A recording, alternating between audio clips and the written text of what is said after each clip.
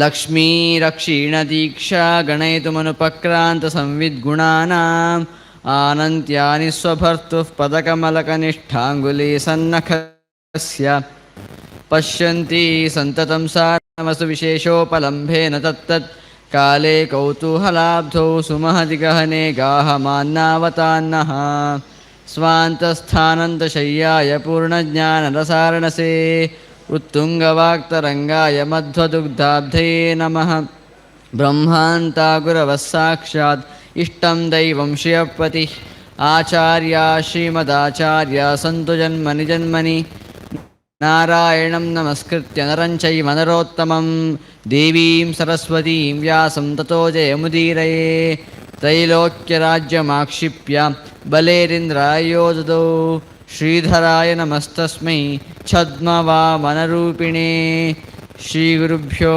ನಮಃ ಹರಿ ಓಂ.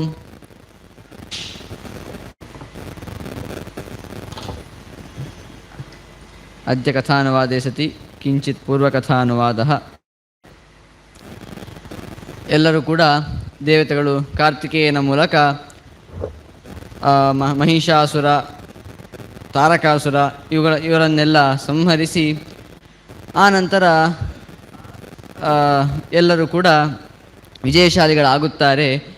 ಆನಂತರ ಆ ಋಷಿಗಳು ಅಂಧಕ ಏನಾದ ಅಂತ ಕೇಳ್ತಾರೆ. ಅಂಧಕ ಅವನೇ ಅಲ್ವಾ ಮಹಿಷಾಸುರ ತಾರಕಾಸುರನನ್ನು ಕಳಿಸಿರುವಂಥದ್ದು ಯುದ್ಧಕ್ಕಾಗಿ.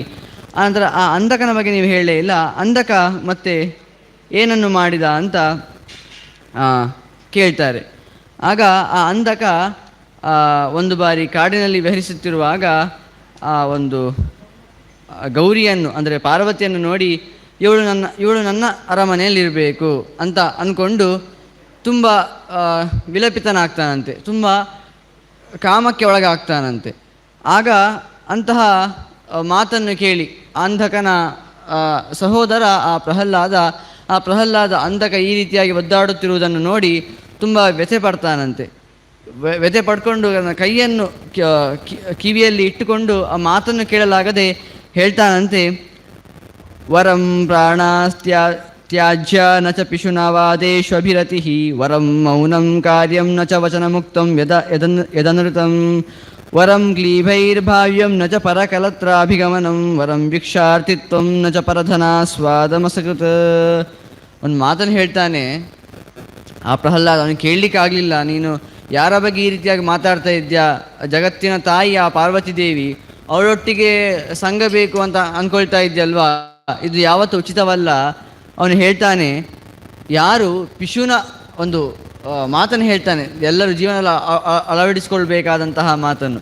ಏನು ಕೇಳಿದರೆ, ಯಾರು ಪಿಶುನವನ್ನು ಮಾಡ್ತಾರೋ, ಪಿಶುನ ಅಂತ ಹೇಳಿದರೆ ಬತ್ತಿ ಇಡುವ ಕೆಲಸ ಅಂತ ಹೇಳ್ತೇವಲ್ವ, ಅಂತಹ ಕೆಲಸವನ್ನು ಯಾರು ಮಾಡ್ತಾರೋ ಅಂಥವ್ರೊಟ್ಟಿಗೆ ಇರುವುದಕ್ಕಿಂತ ನಾವು ಪ್ರಾಣತ್ಯಾಗವನ್ನು ಮಾಡುವುದೇ ಒಳ್ಳೆಯದು.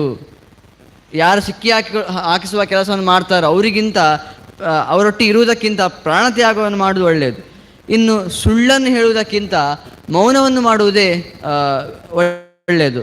ಹಾಗೆಯೇ ಇತರ ಸ್ತ್ರೀಯರೊಂದಿಗೆ ಅಭಿಗಮನವನ್ನು ಹೊಂದುವುದಕ್ಕಿಂತ ನಪುಂಸಕರಾಗಿರುವುದೇ ಒಳ್ಳೆಯದು. ಇತರ ಸ್ತ್ರೀಯರ ಹತ್ರ ಯಾವತ್ತೂ ಹೋಗಬಾರ್ದು. ಹಾಗೆ ಮಾಡುವುದಕ್ಕಿಂತ ನಪುಂಸಕನಾಗಿದ್ದರೂ ಕೂಡ ಅವನಿಗೆ ಅಂತಹ ದೋಷ ಬರುವುದಿಲ್ಲ.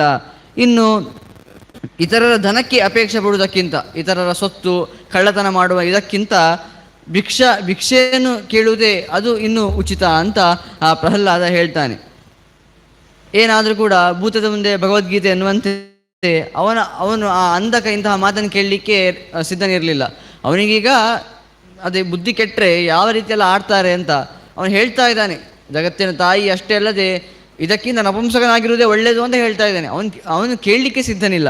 ಅವನು ಹೇಳ್ತಾನೆ, ಸಪ್ರಹ್ಲಾದವಚ ಶ್ರುತ್ವಾ ಕ್ರೋಧಾಂಧೋ ಮದನಾರ್ಧಿತ ಇಯಂಸ ಶತ್ರುಜನನಿ ಇತ್ಯೇವ ಮುಕ್ತ್ವಾ ಪ್ರದುದ್ರುವೆ ತಥೋನ್ವಧಾ ವಂದೈತೆ ಯಂತ್ರಮುಕ್ತ ಇವೋಪಲ ತಾನ್ ರೋಧಬಲ ನಂದಿ ವಜ್ರೋದ್ಯತ ಕರೋವ್ಯಯ.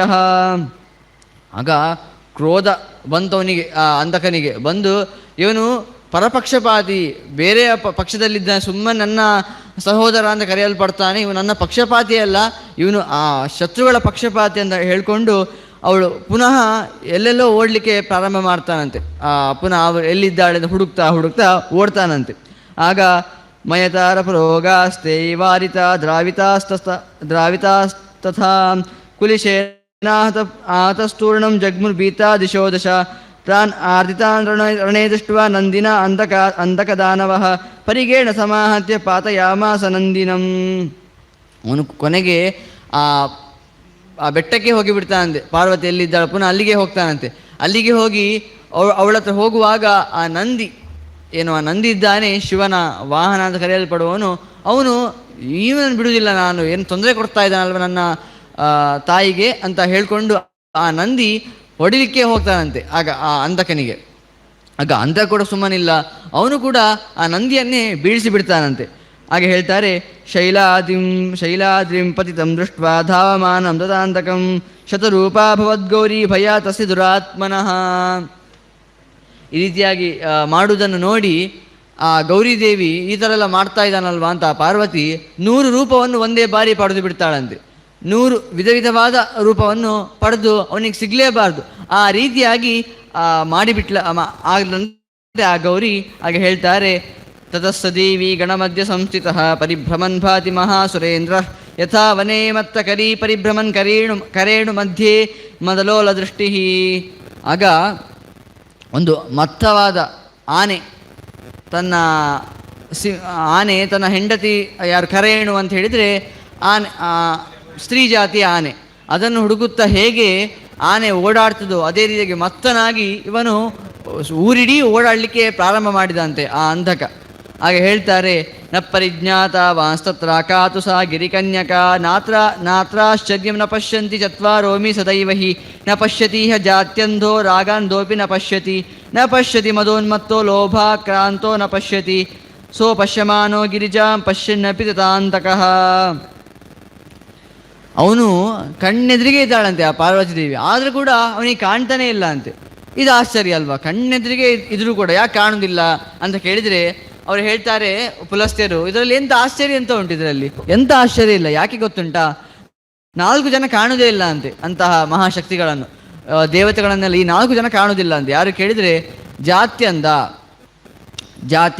ಜಾತಿಯಲ್ಲಿ ಯಾವಾಗಲೂ ಜಾತಿಯ ಬಗ್ಗೆ ಮಾತಾಡುವವನು, ಸ್ವತಃ ತಾನು ಅಂತಹ ಗುಣ ಹೊಂದಿದ್ದರೂ ಪಡೆಯದಿದ್ದರೂ ಕೂಡ ನಾನು ಇಂತಹ ಜಾತಿಯವ ಅಂತ ಮಾತಾಡುವವನು ಅಂಥವನು. ಹಾಗೆಯೇ ರಾಗ ಅಂದ, ಕಾಮಕ್ಕೆ ಯಾರು ಒಳಗಾಗಿದ್ದಾನೋ ಅವನು ಕೂಡ ಅಂತಹ ದೇವತೆಗಳನ್ನು ಕಾಣಲಿಕ್ಕೆ ಸಾಧ್ಯ ಇಲ್ಲ. ಹಾಗೆಯೇ ಮದ ಏನೋ ನಾನು ದೊಡ್ಡ ಸಾಧನೆ ಮಾಡಿದ್ದೇನೆ ಅಂತ ಯಾರು ಮದ ಇರ್ತದ, ಅಹಂಕಾರ ಇರ್ತದೋ ಅವನು ಕೂಡ ಅಂತಹ ಪಾರ್ವತಿ ದೇವಿಯನ್ನು ಕಾಣಲಿಕ್ಕೆ ಸಾಧ್ಯ ಇಲ್ಲ. ಇನ್ನು ಲೋಭ, ಯಾವಾಗಲೂ ಕೂಡ ದುಡ್ಡಿನ ವಿಚಾರದಲ್ಲಿ, ಯಾವುದೇ ಧನದ ವಿಚಾರದಲ್ಲಿ ದಾನವನ್ನು ಮಾಡದೆ ತನ್ನಲ್ಲೇ ಎಲ್ಲವನ್ನು ಇಟ್ಟುಕೊಳ್ಳುವವ ಅಂಥವನು ಕೂಡ ಅಂತಹ ಪಾರ್ವತಿ ದೇವಿಯನ್ನು ಕಾಣಲಿಕ್ಕೆ ಸಾಧ್ಯ ಇಲ್ಲ. ಹಾಗಾಗಿ ಇವನಿಗೆ ಕೂಡ ಅಂಧಕನಿಗೆ ಆ ಪಾರ್ವತಿ ದೇವಿಯನ್ನು ಕಾಣಲಿಕ್ಕೆ ಸಾಧ್ಯವಾಗಲಿಲ್ಲ ಅಂತ ಹೇಳ್ತಾರೆ. ಪ್ರಹಾರಂ ನಾದದತ್ತಾಸಾಂ ಯುವತ್ಯ ಇತಿ ಚಿಂತಯನ್ ತಥೋ ದೇವ್ಯಾ ದುಷ್ಟಾತ್ಮ ಶತವರ್ಯ ನಿರಾಕೃತ ಕುಟ್ಟಿದ ಪ್ರವರೈಶಸ್ತೈ ನಿಪಪಾತ ಮಹೀತಲೆ ವೀಕ್ಷಾಂತಕಂ ನಿಪಯಿತಂ ಶತರೂಪಾ ವಿಭಾವರಿ ತಸ್ಮಾ ಸ್ನಾನದಪಕ್ರಮ್ಯ ಗತಾಂತರ್ದಾನ ಮಂಬಿಕಾ ಪತಿತಂ ಚಾಂದಕಂ ದೃಷ್ಟ್ವಾ ದೈತದಾನ ಯೂತಪಾಹ. ಆಗ ಅವನಿಗೆ ಯಾರೋ ಪಾರ್ವತಿ ದೇವಿನೇ ಗೊತ್ತಾಗ್ತಾ ಇಲ್ಲ, ಇದು ಯಾರೋ ಒಂದು ಯುವತಿ ಅಂತ ಅವನು ಸುಮ್ಮನಿದ್ದಾನಂತೆ, ಏನು ಮಾಡಲಿಕ್ಕೆ ಹೋಗ್ತಾ ಇಲ್ಲ. ಆಗ ಅವಳು ಅಂತಹ ಪಾರ್ವತಿ ದೇವಿ ಅವನಿಗೆ ಒಂದು ಹೊಡೆದೇ ಬಿಡ್ತಾಳಂತೆ. ಆಗ ಅವನು ಪತಿತನಾಗಿಯೇ ಬಿಡ್ತಾನಂತೆ. ಆ ಪಾರ್ವತಿ ದೇವಿಯ ಹೊಡೆತಕ್ಕೆ ಆ ಅಂಧಕ ಕೆಳಗೆ ಬಿದ್ದು ಬಿಟ್ಟ ಅಂತೆ. ಆಗ ಅವಳು ಆ ಸ್ಥಾನದಿಂದ ಓಡಿ ಹೋದ್ಲಂತೆ. ಪಾರ್ವತಿ, ಇನ್ನು ನಾನು ಇಲ್ಲಿರೋದು ಉಚಿತ ಅಲ್ಲ ಅಂತ ಅವಳು ತನ್ನ ಸ್ಥಾನಕ್ಕೆ ಬೇರೆ ಸ್ಥಾನಕ್ಕೆ ಹೋದ್ಲಂತೆ. ಆಗ ಕುರುವಂತ ಸುಮಹಾಶಬ್ದಂ ಪ್ರಾದ್ರವಂತ ರಣಾರ್ತಿನ ತೇಷಾಂ ಆಪಸ್ತಾಂ ಶಬ್ದಂ ಶ್ರುತ್ವಾ ತಸ್ಥೌ ಗಣೇಶ್ವರ ಆದಾಯ ವಜ್ರಂ ಬಲವಾನ್ ಮಘವಾನ್ ಇವ ಕೋಪಿತ ದಾನವಾನ್ ಸಮಯಾನ್ ವೀರ ಪರಾಜಿತ್ಯ ಗಣೇಶ್ವರ. ಆಗ ಒಬ್ಬ ರುದ್ರಗಣದ ಒಬ್ಬ ಪ್ರಭು ಇರ್ತಾನಲ್ವ, ಗಣೇಶ್ವರ ಅವನ ಮೂಲ ಅಂಥವನು. ಆಗ ಅಂಧಕ ಬಿದ್ದದ್ದನ್ನು ನೋಡಿ ಎಲ್ಲ ಗಣಗಳು ಕೂಡ, ಅಂದರೆ ಅಂಧಕನ ದಾನವ ಗಣಗಳು ಕೂಡ ಓಡಿ ಬರ್ತಾವಂತೆ. ಆಗ ಹಾಗೆ ಓಡಿ ಬರುವುದನ್ನು ನೋಡಿ ಆ ಗಣೇಶ್ವರ, ಆ ರುದ್ರನ ಗಣದ ಒಬ್ಬ ಮುಖ್ಯವಾದ ವ್ಯಕ್ತಿ, ಅವನು ಆ ದಾನವರನ್ನೆಲ್ಲ ಓಡಿಸಿ ಬಿಡ್ತಾನಂತೆ.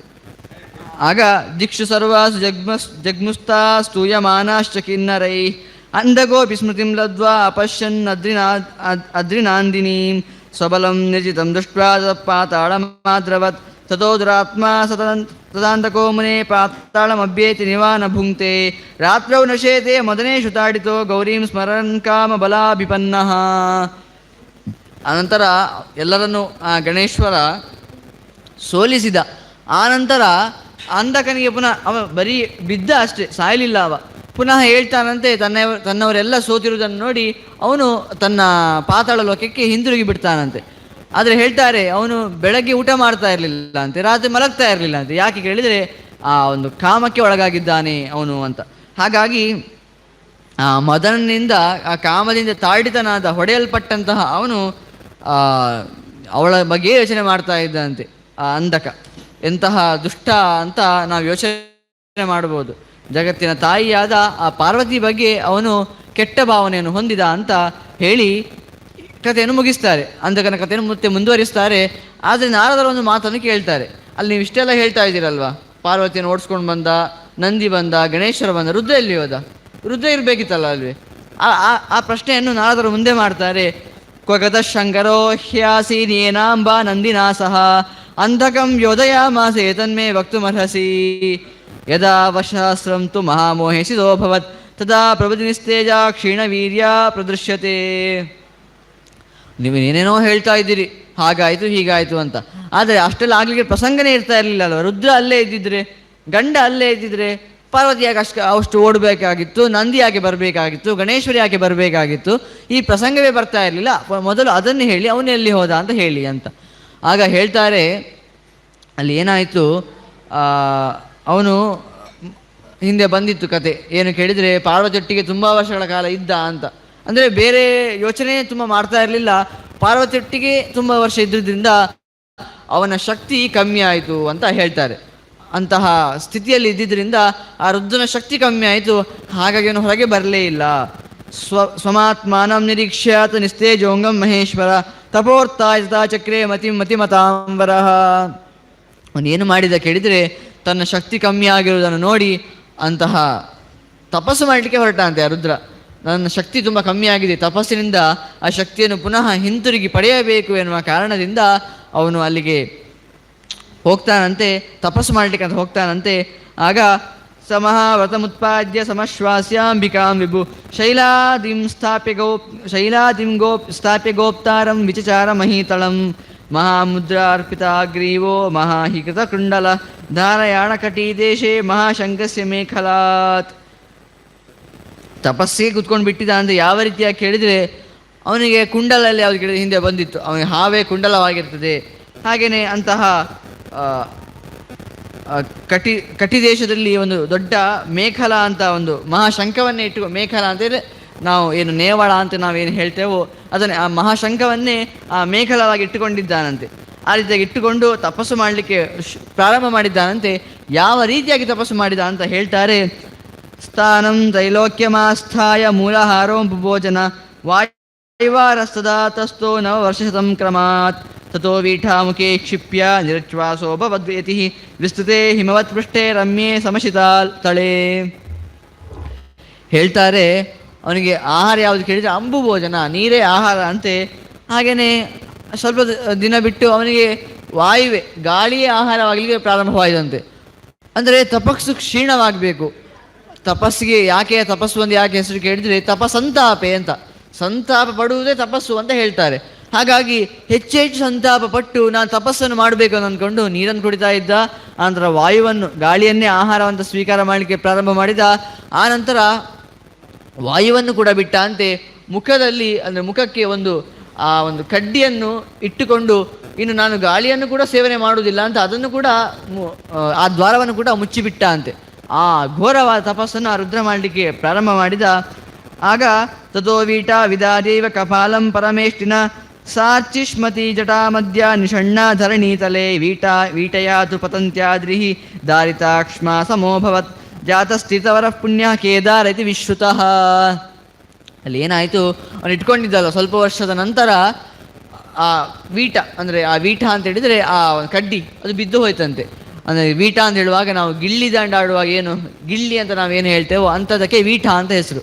ಹಾಗಾಗಿ ಅಂತಹ ಗಿಲ್ಲಿ ಅಂತ ನಾವೇನು ಹೇಳ್ತೇವೋ ಅಂತಹ ಅದು ಬಿದ್ದು ಬಿತ್ತಂತೆ. ಆಗ ಏನಾಯ್ತು ಹೇಳಿದರೆ ಆ ಸಾಮಾನ್ಯವಾಗಿರಲಿಲ್ಲ ಆ ಕಡ್ಡಿ, ಅದು ಬಿದ್ದಾಗ ಅದು ಭೂಮಿಯ ಒಡೆದು ಹೋಯ್ತಂತೆ.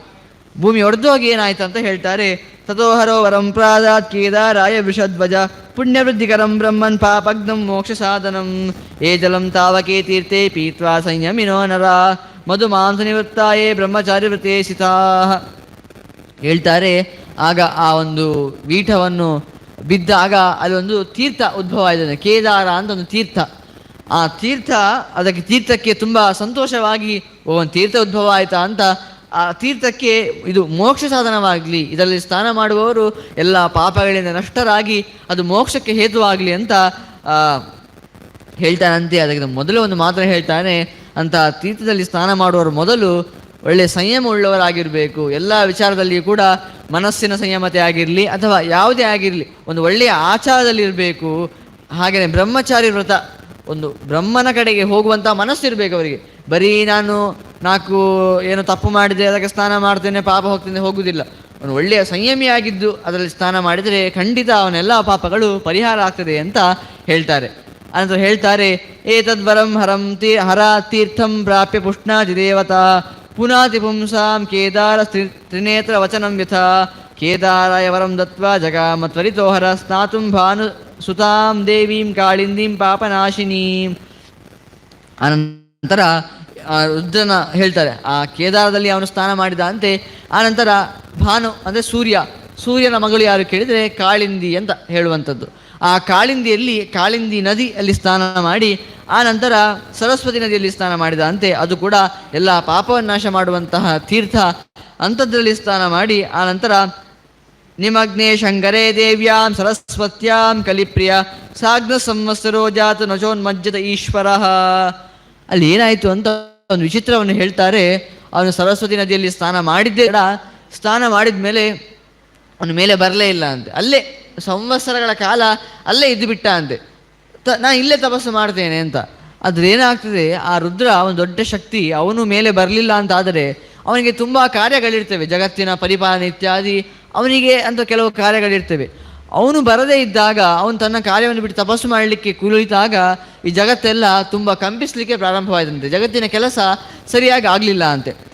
ಹಾಗೆ ಹೇಳ್ತಾರೆ, ಆಸನೇಭ್ಯ ಪ್ರಚಲಿತ ದೇವ ಶಕ್ರ ಪುರೋಗಮ ಸ್ವಸ್ಯಸ್ತು ಲೋಕೆ ಭೀತಿ ಜಪಂತ ಪರಮರ್ಶಯ ತದಶುಬ್ಧೇಶು ಲೋಕೇಶು ದೇವ ಬ್ರಹ್ಮಾಣಮಾಗಮನ್ ದುಷ್ಟ್ವೋಚು ಕಿಮಿದಂ ಲೋಕ ಶುದ್ಧ ಸಂಶಯಮಾಗತಾ. ಏನು ಸಮಸ್ಯೆ ಆಯಿತು ಕೇಳಿದರೆ ಅವರು ತಮ್ಮ ಸ್ಥಾನದಿಂದಲೇ ವಿಚಲಿತರಾದ್ರಂತೆ. ತಮ್ಮ ಸ್ಥಾನದಲ್ಲಿ ಕುಳಿತುಕೊಂಡಿದ್ದಾರೆ, ಅದರಿಂದ ಬಿದ್ದು ಬಿಟ್ಟಿದ್ದಾರೆ. ಹಾಗಾಗಿ ಏನು ಮಾಡಬೇಕು ಅಂತ ಅವ್ರಿಗೆ ಗೊತ್ತಾಗ್ತಾ ಇಲ್ಲ. ಆಗ ಅವರು ತುಂಬ ಸಂಶಯಕ್ಕೆ ಒಳಗಾದ್ರಂತೆ. ನಾವೇನು ಮಾಡಬೇಕು ಅಂತ ಸಂಶಯಕ್ಕೆ ಒಳಗಾದಾಗ ಎಲ್ಲರೂ ಕೂಡ ಪಿತಾಮಹರ ಹತ್ರ ಹೋದ್ರಂತೆ. ಯಾರು? ಪಿತಾಮಹ ಬ್ರಹ್ಮನ ಹತ್ರ ಹೋದ್ರಂತೆ. ನಮಗೇನಾದರೂ ಈಗ ಏನಾಗ್ತಾ ಇದೆ ಗೊತ್ತಾಗ್ತಾ ಇಲ್ಲ, ಇದಕ್ಕೇನಾದರೂ ಉತ್ತರ ಕೊಡಿ ಅಂತ. ಆಗ ತಾನಃ ಪದ್ಮಸಂಭೂತೋ ನೈತದ್ವೇದ್ಮಿ ಚ ಕಾರಣಂ ತದಾ ಗಚ್ಚತವೋ ಯುಕ್ತಂ ದ್ರಷ್ಟುಂ ಚಕ್ರಗದಾಧರಂ ಪಿತಾಮಹೈನೈವ ಮುಕ್ತಾ ದೇವ ಶಕ್ರ ಪುರೋಗಮಾ ಪಿತಾಮಹಂ ಪುರಸ್ಕೃತ್ಯ ಮುರಾರಿ ಸದನಂ ಗತಾಃ. ಅಲ್ಲಿ ನೋಡಿದರೆ ಬ್ರಹ್ಮನ ಹತ್ರ ಹೋಗಿದ್ದಾರೆ. ಬ್ರಹ್ಮನ ಸದನಕ್ಕೆ ಹೋಗಿ ಅಲ್ಲಿ ಹೇಳಿದರೆ ಅವರಿಗೆ ಬ್ರಹ್ಮನಿಗೆ ಹೇಳ್ತಾ ಇದ್ದಾರೆ, ನಂಗೆ ಗೊತ್ತಿಲ್ಲ ಅಂತ ಹೇಳ್ತಾ ಇದ್ದಾನಂತೆ. ಅಯ್ಯ, ಬ್ರಹ್ಮನೇ ಗೊತ್ತಿಲ್ಲ ಹೇಳಿದ್ರೆ ಇನ್ಯಾವುದ ಕೇಳೋದು? ಬ್ರಹ್ಮನಿಗೆ ಗೊತ್ತಿಲ್ಲ, ಮತ್ತು ಪಿತಾಮಹ ಅಂತ ಹೇಳ್ತಾ ಇದ್ದೇವೆ, ಪಿತಾಮಹನಿಗೆ ಗೊತ್ತಿಲ್ಲ ಅಂತ ಹೇಳಿದರೆ ಅಂತ ಕೇಳಿದರೆ ಹಾಗೆ ಹೇಳ್ತಾನೆ, ನನ್ನ ಹತ್ರ ಅಲ್ಲ ಪ್ರಪಿತಾಮಹನ ಹತ್ರ ಹೋಗುವ. ಯಾರು ಪ್ರಪಿತಾಮಹ? ಬ್ರಹ್ಮನ ತಂದೆ ನಾರಾಯಣನ ಹತ್ರ ಹೋಗುವ. ಅವರು ಏನು ನಾರಾಯಣ ಅಂತ ಹೇಳುವುದಿಲ್ಲ, ಮುರಾರಿಯ ಸದನಕ್ಕೆ ಹೋಗುವ ಅಂತ ಹೇಳ್ತಾರೆ. ಆಗ ನಾರದರು ಕೇಳ್ತಾರೆ, ಕೋಸೋ ಮುರಾರಿ ದೇವರ್ಷೇ ದೇವೋ ಯಕ್ಷೋ ನ ಕಿನ್ನರ ದೈತ್ಯೋ ರಾಕ್ಷಸೋ ವಾಪಿ ಪಾರ್ಥಿವೋ ವಾತದಚ್ಯುತ. ಅಲ್ಲ, ಈ ಮುರಾರಿ ಅಂತ ಹೇಳ್ತಾ ಇದ್ದೀರಾ, ನಿಮಗೆ ಗೊತ್ತಿಲ್ಲ ಅಂದರೆ ಮುರಾರಿಗೆ ಗೊತ್ತಿರ್ತದ? ಮೊದಲು ಆ ಮುರಾರಿ ಯಾರು ಅಂತ ಹೇಳಿ. ಅವನು ದೈತ್ಯನೋ ಕಿನ್ನರನೋ ಯಕ್ಷನೋ ಗಂಧರ್ವನೋ ಅದನ್ನು ಮೊದಲು ಹೇಳಿ ಅಂತ.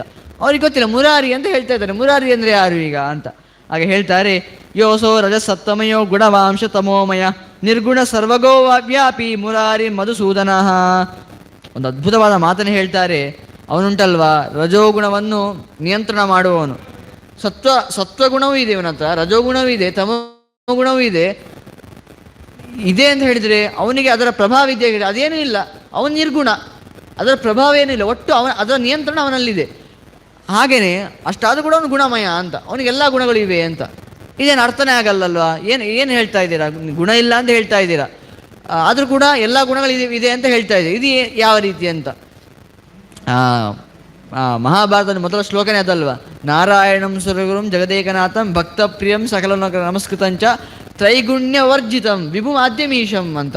ಅಂದರೆ ಏನು? ಗುಣಗಳಿಲ್ಲ ಅಂತ ಹೇಳಿ ಇಷ್ಟೆಲ್ಲ ಗುಣಗಳನ್ನು ಹೇಳ್ತಾ ಇದ್ದಾರೆ, ಅರ್ಥ ಎಂತ ಅವನಿಗೆ ಏನು ಗೊತ್ತಾಗ್ತಾ ಇಲ್ಲ. ಆಗ ನಾರದರು ಕೇಳ್ತಾರೆ, ಮುರಾರಿ ಇಂಥವನು ಅಂತ. ಅದರ ತಾತ್ಪರ್ಯ ಇಷ್ಟೇ, ಆ ಗುಣಗಳ ಪ್ರಭಾವ ಅವನಿಗಿಲ್ಲ. ಏನು ಸತ್ವರಜೋ ತಮ ಗುಣಗಳಿವೆ ಅಲ್ವಾ, ಈ ಗುಣಗಳ ಪ್ರಭಾವದಿಂದಲೇ ನಾವು ಸಂಸಾರದ ಬಂಧನದಲ್ಲಿ ಬಿದ್ದಿರುವಂಥದ್ದು. ಆದರೆ ಅಂತಹ ಗುಣಗಳ ಪ್ರಭಾವ ಆ ಮುರಾರಿಗಿಲ್ಲ. ಆದರೆ ಈ ಸಂಸಾರಕ್ಕಿಂತ ಅತೀತವಾದ ಕೆಲವು ಗುಣಗಳಿವೆ, ಸಂಸಾರದಲ್ಲಿ ಇರದಂತಹ ಕೆಲವು ಗುಣ, ಜ್ಞಾನಾನಂದ ಇತ್ಯಾದಿ ಶರೀರ ಹೊಂದಿರುವಂಥದ್ದು, ಇಂತಹ ಗುಣಗಳಿವೆ.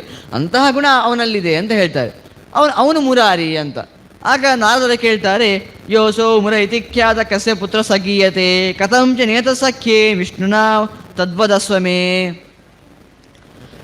ಸಂಖ್ಯೆ ವಿಷ್ಣುನಾ ತದ್ವದಸ್ವಮೇ. ಇಷ್ಟು ಹೇಳಿದಾಗ ಗೊತ್ತಾಯ್ತು, ಓ ಇಂತಹ ಗುಣ ಇರುವಂಥದ್ದು ಜಗತ್ತಿನಲ್ಲಿ ಒಬ್ಬನಿಗೆ ಮಾತ್ರ, ಅದ್ಯಾರು ಕೇಳಿದ್ರೆ ವಿಷ್ಣುವಿಗೆ ಮಾತ್ರ, ಮತ್ತಾರಿಗೂ ಇಲ್ಲ. ನಿರ್ಗುಣನಾಗಿ ಗುಣಮಯನಾಗಿರುವವನು ಅದು ವಿಷ್ಣು ಮಾತ್ರ, ಮತ್ತೆ ಯಾರು ಇರಲಿಕ್ಕೆ ಸಾಧ್ಯನೇ ಇಲ್ಲ. ಹಾಗಾದರೆ ಅವನು ಮುರಾರಿ ಅಂತ ಹೇಳ್ತಾ ಇದ್ದೀರಲ್ವಾ, ಹಾಗಾದರೆ ಅವನು ಮುರ ಯಾರು ಅಂತ ನನಗೆ ಹೇಳಿ, ಮುರನ ಕಥೆ ಅಂತ, ಅವನು ಏನು ಮಾಡಿದ ಅಂತ ನನಗೆ ಆ ಕಥೆಯನ್ನು ಹೇಳಿ ಅಂತ ನಾರದರು ಕೇಳ್ತಾರೆ. ಆಗ ಪುಲಸ್ತರು ಹೇಳ್ತಾರೆ, ಶ್ರೂಯತಾಂ ಕಥಯಿಷ್ಯಾಮಿ ಮುರಾಸುರ ನಿಬರ್ಹಣಂ ವಿಚಿತ್ರಮಿದಮಾಖ್ಯಾನಂ ಪುಣ್ಯಂ ಪಾಪ ಪ್ರಣಾಶನಂ ಕಶ್ಯಪಸ್ಯೋ ರಸಪುತ್ರೋ ಮುರೋ ನಾಮ ಧನುದ್ಭವ ಸದರ್ಶರಣೇ ಶಸ್ತಾನ್ ದಿತಿ ಪುತ್ರಾನ್ ಸುರೋತ್ತಮೈ. ಅವರು ಹೇಳ್ತಾರೆ, ಈ ಕಥೆ ಉಂಟಲ್ವಾ ತುಂಬ ಪುಣ್ಯ, ಪಾಪವನ್ನು ನಾಶ ಮಾಡುವಂಥದ್ದು, ಹಾಗೆ ಪುಣ್ಯವನ್ನು ಕೊಡುವಂಥದ್ದು ಅಂತ ಕಥೆಯನ್ನು ಹೇಳ್ತೇನೆ. ಮುರ ಯಾರು ಕೇಳಿದರೆ, ಕಶ್ಯಪ ಗೊತ್ತಲ್ವ ನಿಮಗೆ? ಕಶ್ಯಪ ಯಾರು? ಬ್ರಹ್ಮನ ಪುತ್ರನಾದ ಮರೀಚಿಯ ಮಗ.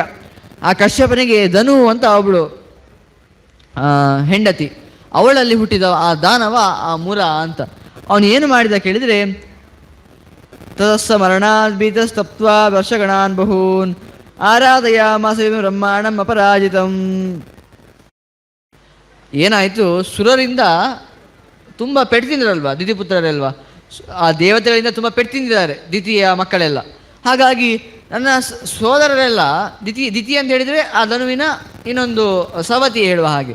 ಹಾಗಾಗಿ ಅವನ ಮಕ್ಕಳೆಲ್ಲ ಅಂದರೆ ಸೋದರರು, ಅಂದರೆ ರಾಕ್ಷಸರು, ದೈತ್ಯರು ಅಂತ ಯಾರನ್ನು ಕರಿತೇವೆ ಅವರೆಲ್ಲ. ಆ ದೈತ್ಯರು ಸಾಯ್ದನ್ನು ನೋಡಿ ಇವನಿಗೆ ಬಹಳ ಹೆದರಿಕೆ ಆಯ್ತಂತೆ. ಅಯ್ಯೋ, ಈ ರೀತಿಯೆಲ್ಲ ದೇವತೆಗಳಿಂದ ಇವರೆಲ್ಲ ಪೆಟ್ಟು ತಿಂತಾರ, ಹಾಗಾದರೆ ನಾನು ಯಾವತ್ತೂ ಪೆಟ್ಟು ತಿನ್ನಲೇಬಾರ್ದು, ಆ ರೀತಿಯಾಗಿ ಏನಾದರೂ ಮಾಡಬೇಕು ಅಂತ ಹೇಳಿ ಅವನು ಮೊದಲು ಆ ಯುದ್ಧರಂಗದಿಂದ ಪಲಾಯಿತನಾಗಿ ಓಡಿ ಬ್ರಹ್ಮನ ಹತ್ರ ಹೋಗ್ತಾನಂತೆ, ನನಗೆ ಏನಾದರೂ ಬರಬೇಕು ಅಂತ ಹೇಳ್ತಾರೆ. ತಥೋಸ್ಯ ತುಷ್ಟೋ ವರದ ಪ್ರಾಹ ವಸ್ಸ ವರಂ ವೃಣು ಸಜವ್ರೇ ವರಂ ದೈತ್ಯೋ ವರಮೇನಂ ಪಿತಾಮಹ ಧ್ಯೇಯಂ ಕರತಳೇನಾಹಂ ಸ್ಪರ್ಶೇಯಂ ಸಮರೇ ವಿಭೋ ಸಜ ಮಧ್ಯಸ್ಥ ಸಂಸ್ಪೃಷ್ಟಸ್ತ್ವಮರೋಪಿ ಮರಸ್ಪತಃ. ಮೊದಲು ಆ ಬ್ರಹ್ಮನ ಹತ್ರ ಹೋಗಿ ದೀರ್ಘವಾದ ತಪಸ್ಸನ್ನು ಮಾಡ್ತಾನಂತೆ. ಆ ತಪಸ್ಸಿನಿಂದ ಬ್ರಹ್ಮನೇ ಸಂತುಷ್ಟನಾಗಿ ಬಿಡ್ತಾನಂತೆ. ಏನು ತಪಸ್ಸು ಮಾಡ್ತಾ ಇದ್ದಾನೆ ಇವನು, ಎಷ್ಟು ಚಂದ ಮಾಡ್ತಾ ಇದ್ದಾನೆ ಅಂತ. ಅವನು ಏನು ವರ ಕೇಳ್ತಾನೆ ಕೇಳಿದರೆ, ಇಂಥ ರಾಕ್ಷಸರ ಬುದ್ಧಿಯೇ ಹಾಗೆ. ಏನು ಕೇಳಿದರೆ, ನಾನು ಏನೇನೆಲ್ಲ ಮುಟ್ತೇನೋ ಅವರೆಲ್ಲ ನಾಶವಾಗಿ ಸತ್ತು ಹೋಗಿಬಿಡ್ಬೇಕು, ನಾನು ಮುಟ್ಟಿದರೆ ಸಾಕು ಯಾರನ್ನಾದ್ರು, ಅವನು ಅಲ್ಲೇ ಸತ್ತು ಹೋಗಿ ಬಿಡಬೇಕು. ಹೇಗೆ ಕೇಳಿದರೆ, ನೀವು ಅಮರ ಅಂತ ಯಾರಿಗೆ ಹೇಳ್ತೀರೋ, ಅಮರಾರರು ಅಂತ ಹೇಳಿದರೆ ಸಾಯದೇ ಇರ್ಬೋದು, ಅಂದರೆ ದೇವತೆಗಳು, ಅವರು ಕೂಡ ಮರಣ ಹೊಂದಿಡಬೇಕು ನಾನು ಮುಟ್ಟಿದರೆ, ಹಾಗೆ ಅಂತಂದರೆ ಅಂತಹವರನ್ನು ಕೊಡಬೇಕು ಅಂತ. ಆಗ ಹೇಳ್ತಾ, ಬಾಢಮಿತ್ಯಾಹ ಭಗವಾನ್ ಬ್ರಹ್ಮ ಲೋಕಪಿತಾಮಹ ತಥೋಭ್ಯಾಗಾತ್ ಮಹಾತೇಜ ಮುರಸ್ಸುರಗಿರಿಂಬಲಿ. ಆಗ ಆ ಬ್ರಹ್ಮ ಬಾಢಂ ಅಂತ ಹೇಳ್ತಾನೆ, ಅಂದರೆ ಖಂಡಿತ ಆಯಿತು ಅಂತ. ಅಂದರೆ ಈ ರೀತಿಯೆಲ್ಲ ವರ ಕೊಟ್ಟರೆ ಯಾರು ಉಳಿಯುವುದೇ ಇಲ್ಲ, ಎಲ್ಲರೂ ಸಾಯ್ತಾರಲ್ವ ಕೇಳಿದರೆ. ಅದಕ್ಕೆ ಬ್ರಹ್ಮನಿಗೆ ಗೊತ್ತಿತ್ತು, ಹಿರಣ್ಯಕಶಿಪನ ಪ್ರಸಂಗದಲ್ಲಿ ಹೀಗೆ ಆಗಿತ್ತಲ್ವಾ, ಅವನು ಅಲ್ಲಿ ಸಾಯಬಾರ್ದು ಇಲ್ಲಿ ಸಾಯಬಾರ್ದು ಅಂತಲೇ ಯೋಚನೆ ಮಾಡಿ ಸತ್ತೇ ಹೋದ. ಅದಕ್ಕೆ ಅವ್ರಿಗೆ ಗೊತ್ತುಂಟು ಬ್ರಹ್ಮದೇವರಿಗೆ, ವರವನ್ನು ಕೇಳುವ ಕೊಟ್ಟು ಬಿಡುವ, ಇವನು ಚಾಪೆ ಕೆಳಗೆ ನುಗ್ಗಿದ್ರೆ ದೇವರು ರಂಗೋಲಿ ಕೆಳಗೆ ನುಗ್ತಾರೆ, ಅಷ್ಟು ಶಕ್ತಿ ಇದೆ ಆ ದೇವರಿಗೆ. ಹಾಗಾಗಿ ಖಂಡಿತ ನಿಂಗೆ ಅಂತ ವರ ಕೊಡುವ, ನೋಡುವ ಎಂತ ಮಾಡ್ತೀನಿ ನೋಡುವ, ನೀನು ಖಂಡಿತ ಅವರನ್ನು ಕೊಡ್ತೇನೆ ಅಂತ ಹೇಳಿಬಿಡ್ತಾರಂತೆ. ಆ ಮುರೇನ್ಕೊಂಡ, ನಾನಿನ್ನು ಸಾಯುವುದೇ ಇಲ್ಲ, ನಾನಿನ್ನು ಎಲ್ಲರನ್ನು ಸಾಯಿಸುವವನು ಅಂತ ಅಂದ್ಕೊಂಡ. ಹಾಗೆ ಹೇಳಿ ಏನು ಮಾಡಿದ, ಓಡಿದ. ಮೊದಲು ಆ ದೇವತೆಗಳ ಸ್ವರ್ಗಕ್ಕೆ ಓಡಿ ಏನು ಮಾಡಿದ ಕೇಳಿದರೆ, ತಥೋ ಅಮರವತೀಂ ಕ್ರುದ್ಧ ಸಗತ್ವ ಶಕ್ರಮಾಹ್ವಯತ್ ನಚಾಸ ಸಹಯೋದ್ಧುಂ ವೈ ಮತೀಂ ಚಕ್ರೇ ಪುರಂದರ ತತ್ಸಕರ ಮುದ್ಯಮ್ಯ ಪ್ರವಿವೇಶ ಅಮರಾವತೀಂ ಪ್ರವಿಶನ್ ನ ತಂ ಕಶ್ಚಿತ್ ನಿವಾರಯಿತು ಉತ್ಸಹೇತ್. ಏನಾಯಿತು, ಅವನು ಇಂದ್ರನ ಹತ್ರ ಹೋದಾಗ ಬಾ ಯುದ್ಧಕ್ಕೆ ಬಾ ಅಂತ ಹೇಳಿದ. ಇಂದ್ರ ಅವನಿಟ್ಟು ಯುದ್ಧ ಮಾಡಲಿಕ್ಕೆ ಇಚ್ಛೆ ಪಡಲಿಲ್ಲ. ಆಗೇನು ಮಾಡಿದ, ಅವನು ಆಯುಧ ಇದೆ ಅಲ್ವ, ಕೈ ಮೇಲೆ ಮಾಡಿದರೆ ಆಯ್ತು, ಕೈ ಮೇಲೆ ಮಾಡ್ಕೊಂಡು ಓಡಿದ ಆ ಮುರ. ಆಗ ಅವನಿಗೆ ಯುದ್ಧ ಮಾಡಲಿಕ್ಕೆ ಸಾಧ್ಯ ಉಂಟು? ಎಲ್ಲಿಯಾದರೂ ಹೆಚ್ಚು ಕಮ್ಮಿ ಆದರೆ ಅವನೇ ಅಲ್ಲಿ ಇರದಾಗ ಆಗ್ತದೆ. ಹಾಗಾಗಿ ಯುದ್ಧ ಮಾಡಲಿಕ್ಕೆ ಹೋಗಲಿಲ್ಲ ಅಂತೆ, ಮನಸ್ಸೇ ಮಾಡಲಿಲ್ಲ ಅಂತೆ. ಆಗ ಏನು ಮಾಡಿದ, ಸಗತ್ವ ಶಕ್ರಸತನಂ ಪ್ರೋವಾಚೇಂದ್ರ ಮುರಸ್ತದ ದೇಹಿ ಯುದ್ಧಂ ಸಹಸ್ರಾಕ್ಷ ನೊಚೇ ಸ್ವರ್ಗಂ ಪರಿತ್ಯಜ ಇತ್ಯೇ ಮುಕ್ತೋ ಮುರುಣ ಬ್ರಹ್ಮನ್ ಹರಿಹಯಸ್ತದ ಸ್ವರ್ಗ ರಾಜ್ಯಂ ಪರಿತ್ಯಜ್ಯ ಭೂಚರ ಸಮಜಾಯತ ಹೇಳಿದ ಅಂತೆ. ಅಲ್ಲ, ನಿಂಗೆ ಯುದ್ಧ ಮಾಡಲಿಕ್ಕೆ ಹೇಳ್ತಾ ಇದ್ದೇನೆ, ನಿಂಗೆ ನೀನು ಬರುವುದಿಲ್ವಾ? ಹಾಗಾದರೆ ಬಿಡು, ಸ್ವರ್ಗವನ್ನೇ ಬಿಟ್ಟು ಬಿಡು. ನೀನು ಹಿಂಗೆ ಯುದ್ಧ ಮಾಡಲಿಕ್ಕೆ ಹೇಳ್ತಾ ಇದ್ದಾನಲ್ವ, ಯುದ್ಧ ಮಾಡಿ ಗೆಲ್ಲು, ಆಗುದಿಲ್ವಾ, ಸ್ವರ್ಗವನ್ನು ಬಿಟ್ಟು ಬಿಡು ಅಂತ ಇಂದ್ರನಿಗೆ ಹೇಳಿದ ಅಂತೆ. ಇಂದ್ರ ಏನು ಮಾಡೋದು ಇನ್ನು ಅಂತ ವರವ ಸಿಕ್ಕಿದೆ ಅವನಿಗೆ. ಹಾಗಾಗಿ ಆ ಸ್ವರ್ಗವನ್ನೇ ಬಿಟ್ಟು ಬಿಟ್ಟ ಅಂತೆ, ಭೂಮಿಗೆ ಬಂದು ಬಿಟ್ಟ ಅಂತೆ. ಸ್ವರ್ಗವನ್ನು ಬಿಟ್ಟು ಭೂಮಿಗೆ ಬಂದು ಬಿಟ್ಟ ಅಂತೆ. ಸ್ವರ್ಗಾದಿ ರಾಜ ಸ್ವರ್ಗವನ್ನೇ ಬಿಟ್ಟು ಬಿಟ್ಟ. ಆಗ ಹೇಳ್ತಾರೆ, ತಥೋ ಗಜೇಂದ್ರ ಕುಲಿಶೋ ಹೃತೋ ಶಕ್ರಸ್ಯ ಶತ್ರುಣ ಸಕಲತ್ರೋ ಮಹಾತೇಜ ಸಹ ದೇವೈ ಸುತೇನ ಚ ಕಾಳಿಂದ್ಯ ದಕ್ಷಿಣೆ ಕೂಲ ನಿವೇಶ ಸ್ವಪುರಂಸಿತ ಮುರುಶ್ಚಾಪಿ ಮಹಾಭೋಗಾನ್ ಭುಜೆ ಸ್ವರ್ಗ ಸಂಸ್ಥಿತ. ಅಷ್ಟೇ ಅಲ್ಲ, ಅವಂದು ಇಂದ್ರ ವಜ್ರಾಯುಧ ಅಂತ ಏನಿದೆ ಅದನ್ನು ಪಡೆದುಕೊಂಡು ಬಿಟ್ಟ ಅಂತೆ. ಇನ್ನು ಗಜೇಂದ್ರ ಐರಾವತ ಉಂಟಲ್ಲ, ಅದನ್ನು ಕೂಡ ತನ್ನ ತೆಕ್ಕಿಗೆ ಹಾಕಿಕೊಂಡು ಬಿಟ್ಟ ಅಂತೆ. ಆಗ ಇಂದ್ರ ಎಲ್ಲ ತನ್ನ ಹೆಂಡತಿಯೊಂದಿಗೆ ಹಾಗೆಯೇ ದೇವತೆಗಳೊಂದಿಗೆ ಕಾಳಿಂದಿಯ ನದಿ ಹತ್ರ ಬಂದು ಅಲ್ಲಿ ಇದ್ದ ಅಂತೆ. ಆದರೆ ಇವನು ಮಾತ್ರ ಸ್ವರ್ಗದಲ್ಲಿದ್ದು ಎಲ್ಲ ಭೋಗಗಳನ್ನು ಪಡಿತಾ ಇದ್ದ ಅಂತೆ. ಹಾಗೆ ಹೇಳ್ತಾರೆ, ದಾನವಶ್ಚಾಪರೇ ರೌದ್ರ ಮಯತಾರ ಪುರೋಗಮ ಮುರಮಾಸಾದ್ಯ ಮೋದಂತೆ ಸ್ವರ್ಗೇ ಸುಕೃತಿನೋ ಯಥಾ ಸಕದಾಜಿದ್ಮಹಿ ಪೃಷ್ಟಂ ಸಮಾಯಾತೋ ಮಹಾಸುರ ಏಕಾಕಿ ಕುಂಜರಾರೂಢ ಸರಯು ನಿಮ್ನಗಾಂ ಪ್ರತಿ. ಏನಾಯಿತು, ಈ ದಾನವರು ಏನು ಮಾಡಿದ್ರು ಕೇಳಿದರೆ, ಅವರು ಯಾರು ಎತ್ತರದ ಸ್ಥಾನದಲ್ಲಿ ಇರ್ತಾರೋ ಅವರ ಪಕ್ಷ. ಹಿಂದೆ ಮಹಿಷಾಸುರ ತಾರಕಾಸುರ ಅವರ ಪಕ್ಷದಲ್ಲಿದ್ದು ದಾನವರೆಲ್ಲ, ಅವರೆಲ್ಲ ಈಗ ಬಿಟ್ಟು ಮುರನ ಪಕ್ಷ. ಅವನೀಗ ಮೇಲಿನ ಲೋಕದಲ್ಲಿದ್ದಾನಲ್ವಾ, ಯಾರು ದೊಡ್ಡ ಸ್ಥಾನದಲ್ಲಿ ಇರ್ತಾರೋ ಅವರ ಪಕ್ಷಕ್ಕೆ ಹಾರುವಂಥದ್ದು. ಇದೆಲ್ಲ ನಾವು ಕೇಳ್ತೇವಲ್ವಾ, ಇದೆಲ್ಲ ನಾವು ಈ ಜಗತ್ತಿನಲ್ಲಿ ನೋಡುವಾಗ ಅಂತಹ ರಾಕ್ಷಸರ ಆವೇಶ ಯಾವ ರೀತಿಯಾಗಿದೆ ಅಂತ ತಿಳಿತದೆ ನಮಗೆ. ಹಾಗೆ ಅವರೆಲ್ಲ ಇವನ ಪಕ್ಷಕ್ಕೆ ಸೇರಿಬಿಟ್ರು, ಮುರನ ಪಕ್ಷಕ್ಕೆ ಸೇರಿ ಎಲ್ಲ ಗಮ್ಮತ್ ಮಾಡಲಿಕ್ಕೆ ಪ್ರಾರಂಭ ಮಾಡಿದ್ದಾರೆ. ಅವನು ಒಂದು ಬಾರಿ ಆ ಮುರ ಸರಯು ನದಿ ಹತ್ರ ಬಂದಿದ್ದಾನಂತೆ. ಆಗ ಸರೈವ ತಟೇ ವೀರಂ ರಾಜಾನಾಂ ಸೂರ್ಯವಂಶಜಂ ತದೃಶೇ ರಘುನಾಮಾನಾಂ ದೀಕ್ಷಿತಂ ಯಜ್ಞಕರ್ಮಣಿ ತಮುಪೇತ್ಯಾಭ್ರವೀ ದೈತ್ಯೋ ಯುದ್ಧಂ ಮೇ ದೀಯತಾಮಿತಿ ನಚೇದ್ ನಿವರ್ತತಾಂ ಯಜ್ಞೋ ನೇಷ್ಟವ್ಯ ದೇವತಾಸ್ತ್ವಯ. ಏನು ಹೇಳಿದ ಕೇಳಿದರೆ, ಸೀದಾ ಅಲ್ಲಿ ಸರಯು ನದಿಗೆ ಹೋದಾಗ, ಯಾವ ಸರಯು ನದಿ ಹತ್ರ ಯಾರಿರ್ತಾರೆ? ಯಾರು? ರಾಮನ ಪೂರ್ವಜರು. ಯಾರು? ರಘು. ರಾಮನಿಗೆ ರಾಘವ ಅಂತ ಯಾಕೆ ಹೆಸರು ಬಂತು? ಅಂತಹ ರಘು ಎನ್ನುವ ರಾಜ ಯಜ್ಞದಲ್ಲಿ ದೀಕ್ಷಿತನಾಗಿದೆ, ಯಜ್ಞ ಮಾಡ್ತಾ ಇದ್ದಾನಂತೆ. ಇವನು ಸೀದಾ ಅವನ ಹತ್ರನೇ ಹೋಗಿ ಯಜ್ಞ ಮಾಡ್ತಾ ಇದ್ದಾನೆ, ಏನು ಬುದ್ಧಿ ಇಲ್ಲ ನೋಡಿ, ಅವನ ಹತ್ರ ಹೋಗಿ ಯುದ್ಧಕ್ಕೆ ಬಾ ಅಂತ. ಯುದ್ಧಕ್ಕೆ ಬಾ, ಇಲ್ಲಾಂದರೆ ಯಜ್ಞವನ್ನು ಬಿಡು, ಎರಡರಲ್ಲಿ ಒಂದು ಮಾಡು. ಆಗ ಯಾರು? ಅವರ ಪುರೋಹಿತರು ಯಾರು? ವಸಿಷ್ಠರಲ್ವಾ. ಆ ವಸಿಷ್ಠರು ಅವನ ಹತ್ರ ಹೋಗಿ ಹೇಳ್ತಾರಂತೆ, ತಮುಪೇತ್ಯ ಮಹಾತೇಜ ಮಿತ್ರ ವರುಣ ಸಂಭವ ಪ್ರೋವಾಚ ಬುದ್ಧಿಮಾನ್ ಬ್ರಹ್ಮ ವಸಿಷ್ಠ ತಪತಾಂಬರ ಕಿಂ ತೇ ಜಿತೇ ನರೈ ದೈತ್ಯ ಅಜಿತಾನ್ ಅನುಶಾಸಯ ಪ್ರಹರ್ತುಮಿಚ್ಛಾಮಿ ದಿತಂ ನಿವಾರಯ ಚಾಂತಕಂ. ಅಲ್ಲ, ನಿಂಗೆ ಏನಾದರೂ ಬುದ್ಧಿ ಇದೆಯಾ ಮುರ? ಅಲ್ಲ, ಇವನು ಯಜ್ಞ ಮಾಡ್ತಾ ಇದ್ದಾನೆ, ಇವನು ಯಾರೊಟ್ಟಿಗೂ ಸೋಲುವುದೇ ಇಲ್ವಾ ಕೇಳಿದರೆ? ಮನುಷ್ಯರೆಲ್ಲರೊಟ್ಟಿಗೆ ಸೋಲ್ತಾರೆ, ಆದರೆ ಒಬ್ಬ ಇದ್ದಾನಲ್ವ, ಯಾರು? ಎಲ್ಲರನ್ನೂ ಮರಣ ಶಾಸನಕ್ಕೆ ಒಳ ಮಾಡುವವ ಯಾರು? ಅಂತಕ, ಯಮ. ಅವನ ಹತ್ರ ಹೋಗ್ಬೇಕು, ಬೇಕಾದರೆ ಅವನ ಹತ್ರ ಒಟ್ಟಿಗೆ ಯುದ್ಧ ಮಾಡಬೇಕಾದ್ರೆ. ಅದು ಬಿಟ್ಟು ಇಲ್ಲಿ ಬಂದು ಯುದ್ಧ ಮಾಡಬೇಕು, ಯಜ್ಞದಲ್ಲಿದ್ದಾನೆ ಯುದ್ಧ ಮಾಡಬೇಕಲ್ಲ ಹೇಳಿದರೆ ಸರಿ ಉಂಟು ನಿಮಗೆ? ಬುದ್ಧಿ ಸ್ವಲ್ಪ ನೆಟ್ಟಿಗಿದೆಯಾ ಅಂತೆಲ್ಲ ಕೇಳ್ತಾರಂತೆ. ಆಗ ಹೌದಾ, ಇವನಿಗೆ ಅಷ್ಟೇ ಕೇಳಿ ಸಾಕಾಯ್ತು. ಇವನಿಗಿಂತ ಶಕ್ತಿಶಾಲಿಗಳಿದ್ದಾರಾ? ಹಾಗೆ ಹೋಗ್ತೇನೆ ಅಂತ ಸೀದಾ ಹೋದ ಅಂತೆ. ಎಲ್ಲಿ ಕೇಳಿದರೆ, ಸಬಲಿ ಶಾಸನಂ ತುಭ್ಯಂ ನ ಕರೋತಿ ಮಹಾಸುರ ತಸ್ಮಿನ್ ಜಿತೇ ವಿಜಿತಂ ಸರ್ವಂ ಮನ್ಯಸ್ಯ ಭೂತಳಂ ಸತದ್ವಸಿಷ್ಠವಚನಂ ನಿಶಮ್ಯದನು ಪುಂಗವ ಜಗಾಮ ಧರ್ಮರಾಜಾನ ವಿಜೇತುಂ ದಂಡಪಾಣಿನಂ. ಯಮ ದಂಡ ಇದೆ ಅಲ್ವಾ, ಅದನ್ನು ಇಟ್ಕೊಂಡಿರುವಂಥ ಯಮನ ಹತ್ರ ಹೋಗ್ತಾನಂತೆ. ಯಾಕೆ ಯಮನ ಹತ್ರ ಹೋಗ್ತಾನೆ ಕೇಳಿದರೆ, ಈ ಯಮ ಎಲ್ಲರನ್ನು ಸೋಲಿಸುವವ ಕೇಳಿದರೆ ಎಲ್ಲ ಮನುಷ್ಯರನ್ನು ಒಂದಿನ ಸಂಹಾರ ಮಾಡುವವ. ನಾವೀಗ ಯಮನನ್ನೇ ನಿಗ್ರಹ ಮಾಡಿದ್ದು, ನಾನು ಎಲ್ಲರನ್ನು ಗೆದ್ದಾಗ ಆಗ್ತದೆ ಅಂತ ಯಮನ ಹತ್ರ ಹೋದದ್ದವ. ಆ ಯಮನ ಹತ್ರ ಹೋಗ್ತಾನಂತೆ. ಆಗ ತಮಾಯಾಂತಂ ಯಮಶ್ರುತ್ವ ಮತ್ವಾ ವದ್ಯಂ ಚ ಸಂಯುಗೆ ಸಮಾರುಷ್ಯ ಮಹಿಷಂ ಕೇಶವಾಂತಿಕ ಆಗಮತ್ ಅಗಮತ್ ಸಮೇತ್ಯ ಚಾಭಿವಾದ್ಯೇನಂ ಪ್ರೋವಾಚ ಮುರಚೇಷ್ಟಿತಂ ಸಚಾಹ ಗಚ್ಚ ಮಾಮಧ್ಯ ಪ್ರೇಷಯಸ್ವ ಮಹಾಸುರಂ. ಅದು ಯಮ ಎಂತ ಮಾಡೋದು, ಅವನಿಗೆ ಗೊತ್ತಿದ್ದು ಇವನು ಅವಧ್ಯ ಅಂತ. ಅವಧ್ಯ ಅಂತ ಹೇಳಿದರೆ ಇವನನ್ನು ಯಾರು ಸುಲಭದಲ್ಲಿ ಸಾಧಿಸಲಿಕ್ಕೆ ಆಗೋದಿಲ್ಲ. ನೀವು ನನ್ನೊಟ್ಟಿಗೆ ಕಳಿಸಿ ನಾನು ಇವನ ಗೆಲ್ಲಿಕ್ಕೆ ಆಗ್ತದ, ಆಗುದಿಲ್ಲ ಅಂತ.